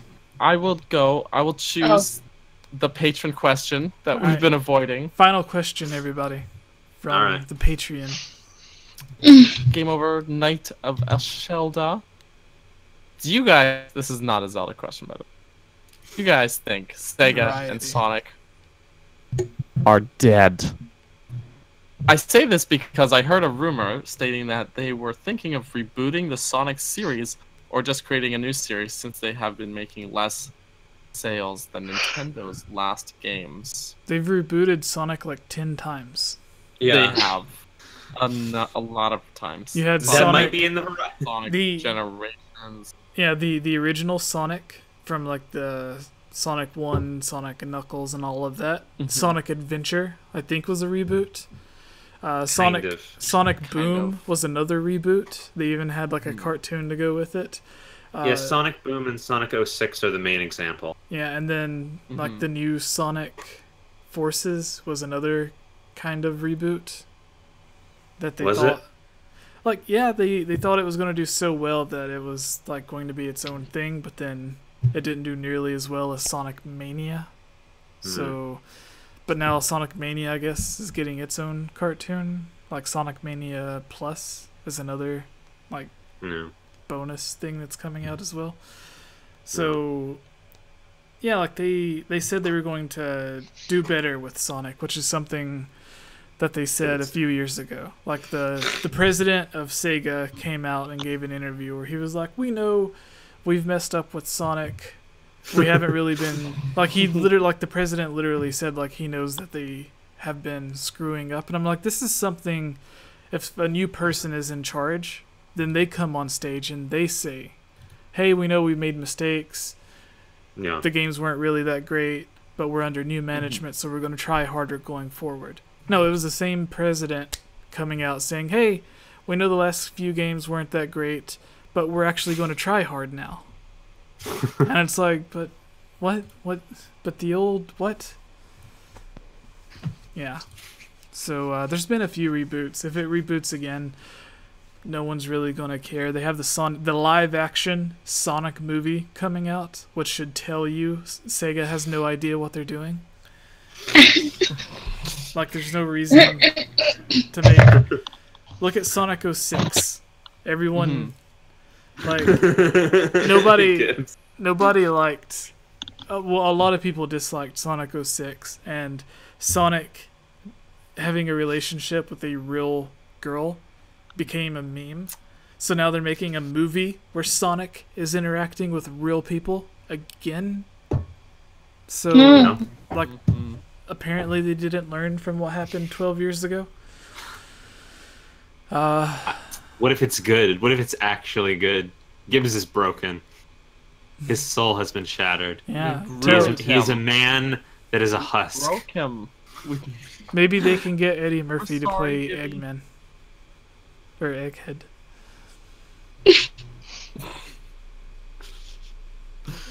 Will that make the movie better for you? For Eddie Murphy to play Dr. Egghead? Eddie Murphy. Eggman. Let's get Michael Keaton. Michael Keaton Since we were talking can play about it Knuckles. He can dye his hair red and be Knuckles. And Tom Cruise will be Tails. Wait, Michael Keaton doesn't have any hair. Well, he's gonna have a wig. He's gonna have a spiky wig like Dragon Ball Z. That way he can look like Knuckles. I can get his face. And then Ben Affleck can have a blue mohawk and look like Sonic. And then Dwayne The Rock Johnson will be Tails. It'll be perfect. No, It'll be perfect. Dreamcast that movie. And then they can get a glass of water to play as Chaos. and yeah, no. Morgan Freeman has to. Yeah. No, Of he course. voices the glass of water who portrays Chaos. Right. Good Right. point. Isn't that what Right. Chaos is? It's just like an amoeba Like- of water or something like that. Kind Yeah. of. Yeah. Sort of thing. Sort of. Plus crystals. Yeah. So like every time it cuts to them talking about Chaos, it just like zooms in on a glass of water, and then Morgan Freeman's like slowly narrating. Oh my goodness.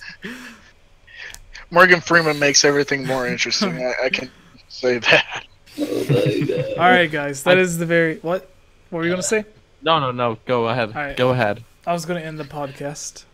Okay. So, everybody, thank you for watching. The 27 people watching now, we got up to 50 something earlier. It's been 3 hours. They promised Axel it wouldn't be 3 hours. I lied. I'm sorry. We always lie to Axel. It's our thing. The mailbag is what carried it over. The first question was a huge one. Took a long time. We probably spent 30 minutes on it. Is a huge one. I know. I'm sorry, everybody. But yeah, this is the Zelda mailbag for the episode 35 of the Hylian's Gamescast. If you would like your questions answered. Sorry, Chrissy. You did miss it. Oh no, Chrissy, no! So sorry. No! We could start over. No. You can head to... Take 2. Yeah. Take 2. Just restart from the intro, guys. Great. No. So this was the Zelda mailbag for episode 35 of the Hylian's Gamescast. You can go to iTunes and search Hylian Gamescast or Game Over Jesse to find the full unedited podcast with all of the nonsense, or you can catch Monday through Sunday the edited versions of the podcast, each news story, mailbag, the topic of discussion, or if we do interviews, they all get posted as their own videos throughout the week. So there's a new video every single day, sometimes 2. And if you want to support the channel, you can buy a Game Over Jesse shirt at teespring.com/GameOverJesse, or support at patreon.com/GameOverJesse. On this episode, we had our co-host Daniel, as always. Where can people find you, Daniel? You can find me on Twitter at CaptBurgerson, CaptBurgerson. I also have a Instagram, same handle. There is a website you can go to called burgersonmedia.com, where I post all sorts of things that I do other than this podcast. Otherwise, you can continue to tune in here every week and listen to me talk about things that are video games things. So that's all I got to say about that. All right. And what about you, CC? Where can people find you? Twitch.tv/HylianCC. That's my Twitch channel where I try to stream at least 5 to 6 days a week, unless I'm visiting my dad. Yeah. And you also have the Hylian Army to support all the other we have Zelda a team Twitch of people. Twitch streamers. Yeah. There's a lot of Twitch teams out there that are Zelda related, but one of the rules for them is that you are required to be playing Zelda. I don't want to limit the team. I want to support a variety of streamers, but we do share a love for Zelda. So if you do want to join a Zelda related team without being restricted to specifically Zelda games, that's the Hylian Army. Sweet. Yes. Awesome. And Gibbz, who are you, and why should we care about you? I'm Gibbz, and why you should care because I'm awesome. But not only that, you can find me at Mr. Gibbz, GIBBZ, on Twitter, and you can also find me in the Game Over Jesse Discord, where I'm an admin, and we can always talk about any theories that you guys have, or any conversations, and gets pretty random in there. So right in there. And that's everyone that's on this podcast. And Axel, where can people find you? Who's that? Why should we care about you? Who's Axel? I think it's the pumpkin. Oh, The him? jack-o'-lantern. Yeah. So, I picked him up some years ago after the garage sale. And, you can find me on... No, that jack-o'-lantern has appeared in some of your oldest Zelda mailbag videos. Yeah, I used to do this. Yeah. No, every edition. What are you talking about? He's always there. No, I do the Curiosity Shop mailbag on the channel AxleTheBeast, which is basically, it used to just be me answering Zelda questions, but now I answer whatever, I guess. It's almost like this part of the podcast was inspired by that. Almost. Yeah. Almost. Okay, was. Yeah, no, Jesse was apparently inspired by me and then completely overtook me in views, so it is what it is. That's You took my idea and you did it better. What are you talking? You should be flattered. No, I am actually. And yeah, just do video that and other videos about Zelda and other games and other geeky stuff and whatnot. That's about it. Mm-hmm. All right. You can also find me under Twitter and Facebook and whatnot on the same name. Yeah. So go. We should. What? No, go ahead. Go ahead. You go first. I was gonna say. Jesse, what were you gonna say? You can. Jesse, what were you gonna say? So go to Twitter or YouTube and search and find Capt Bergerson on Twitter. Bergerson Media.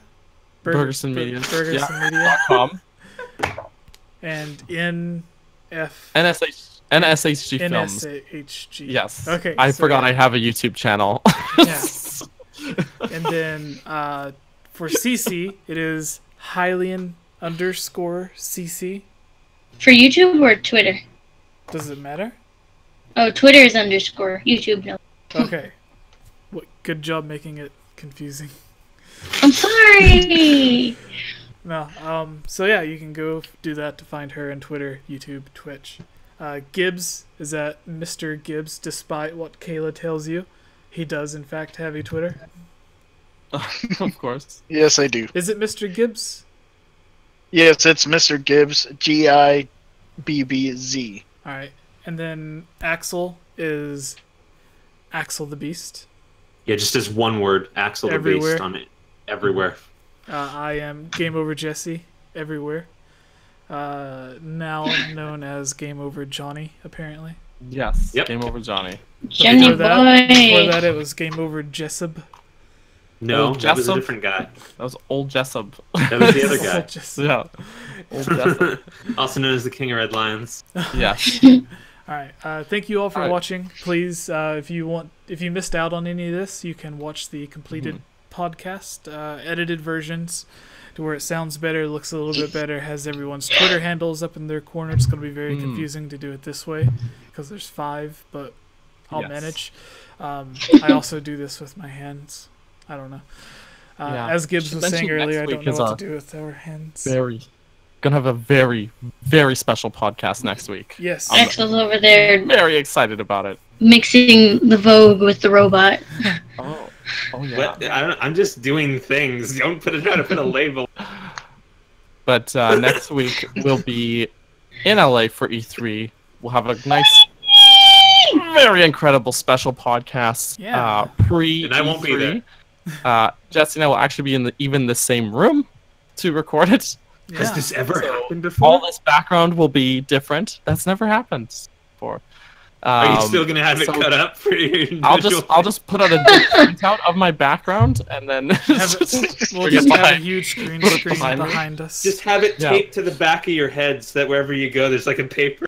Yeah, there you go. We will make sure to use separate cameras. Walking background. We'll Yeah. use separate You look like a cameras Time Lord. angled at each of us. That way, although we're in the same room, it'll look exactly the same as it does now. Yeah, but so it'll never be, know. You'll never know.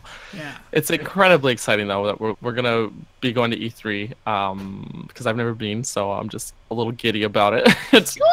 But yeah, we'll be hanging out, so probably be meeting some people while we're there in LA. So yeah, make sure to tune in next week for that one there. Yeah. Maybe we can do it. While we're there, IRL. maybe we can have Daniel review some burgers. Everyone's saying actually, okay, I will tell you, there's a restaurant in Vancouver called Heirloom that I went to last week, and normally, because so it's been discussed on the podcast previously that I'm a vegetarian, so most vegetarian burgers just do not do it for me. I'm just not into it. It's just very faux meat or whatever. But this is actually like the first vegetarian burger that I like really enjoyed. Like I really liked it. I became a monster. I went ravenous over it. So I gotta take you to the Veggie Grill. if anyone's in Vancouver, go to the Heirloom restaurant. But Did I gotta take you to the Veggie Grill. I'm gonna make you take me. It's gonna happen. Yeah. I eat meat. So do I. Okay, that's just that's know the not a Veggie problem. Grill. Wait, so what is Daniel going to eat at the Korean barbecue? He's gonna eat meat for wait. the first time in his life. It's gonna be an Kimchi. experience. Wait, you're seriously you're vegetarian? I mean, I actually am, yeah. We're gonna feed him kimchi, and that's it. And that's all. Bring a little lunch bag with you to dinner then. He's gonna have all you can eat rice We'll bowls. figure it out. We'll figure it out. Wait, I feel really bad because Korean barbecue's Don't feel bad. Definitely gonna Because enjoy they're- that meat in front of his face. I'm gonna be like, Can I feel bad? It's beef and pork Axel can and feel bad, but no one else can feel bad. I'm sorry. No, guys. did you not just listen to what I said? Alright, well thank you all for joining. Thanks everybody Thanks, for tuning guys. in. Thank you, everybody. Please go to iTunes and search up, subscribe, and leave a review for the Hylian Gamescast. Let us know why you listened. Did that. What? Yeah. Subscribe Let to us Game Over know- Jesse and then explain yourself.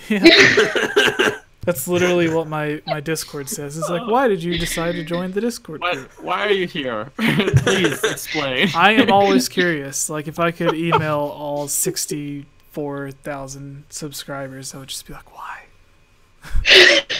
Why are you interested in what we have to say? Why you do this? What's your favorite thing about me? Yeah. Is it my About eyes? Axel? Is it Why my, do you love me? is it my beautiful eyes? It was your hair. Yeah, they're all was going your to hair. unsubscribe because of the hair. Now, RPG in the chat says Breath of the Wild vegan run, and then Chrissy gives a heart. I did not. I didn't do it. You I should have. Vegan Breath run? of the Wild. I don't know. They're just Daniel eat hearty Darunia, or whatever they're called. Darunia? Hardy Darunia? The character Darunia? Did they eat Darunia? No, I mean, there's like- a lot of meat on him. There's the rock Oh steak. my gosh. What is it? The Well- rock steak that you have to get? Rock sirloin, isn't it? Yeah, you just like Yeah, barbecue a rock.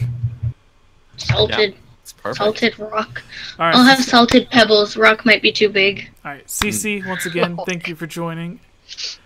Axel, TY for having me. thank you for joining very last minute. Gibbz, thank Mhm. you for joining very last minute.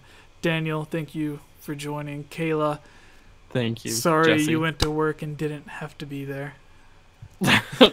Just an unfortunate story. Yes, and with that, we are out.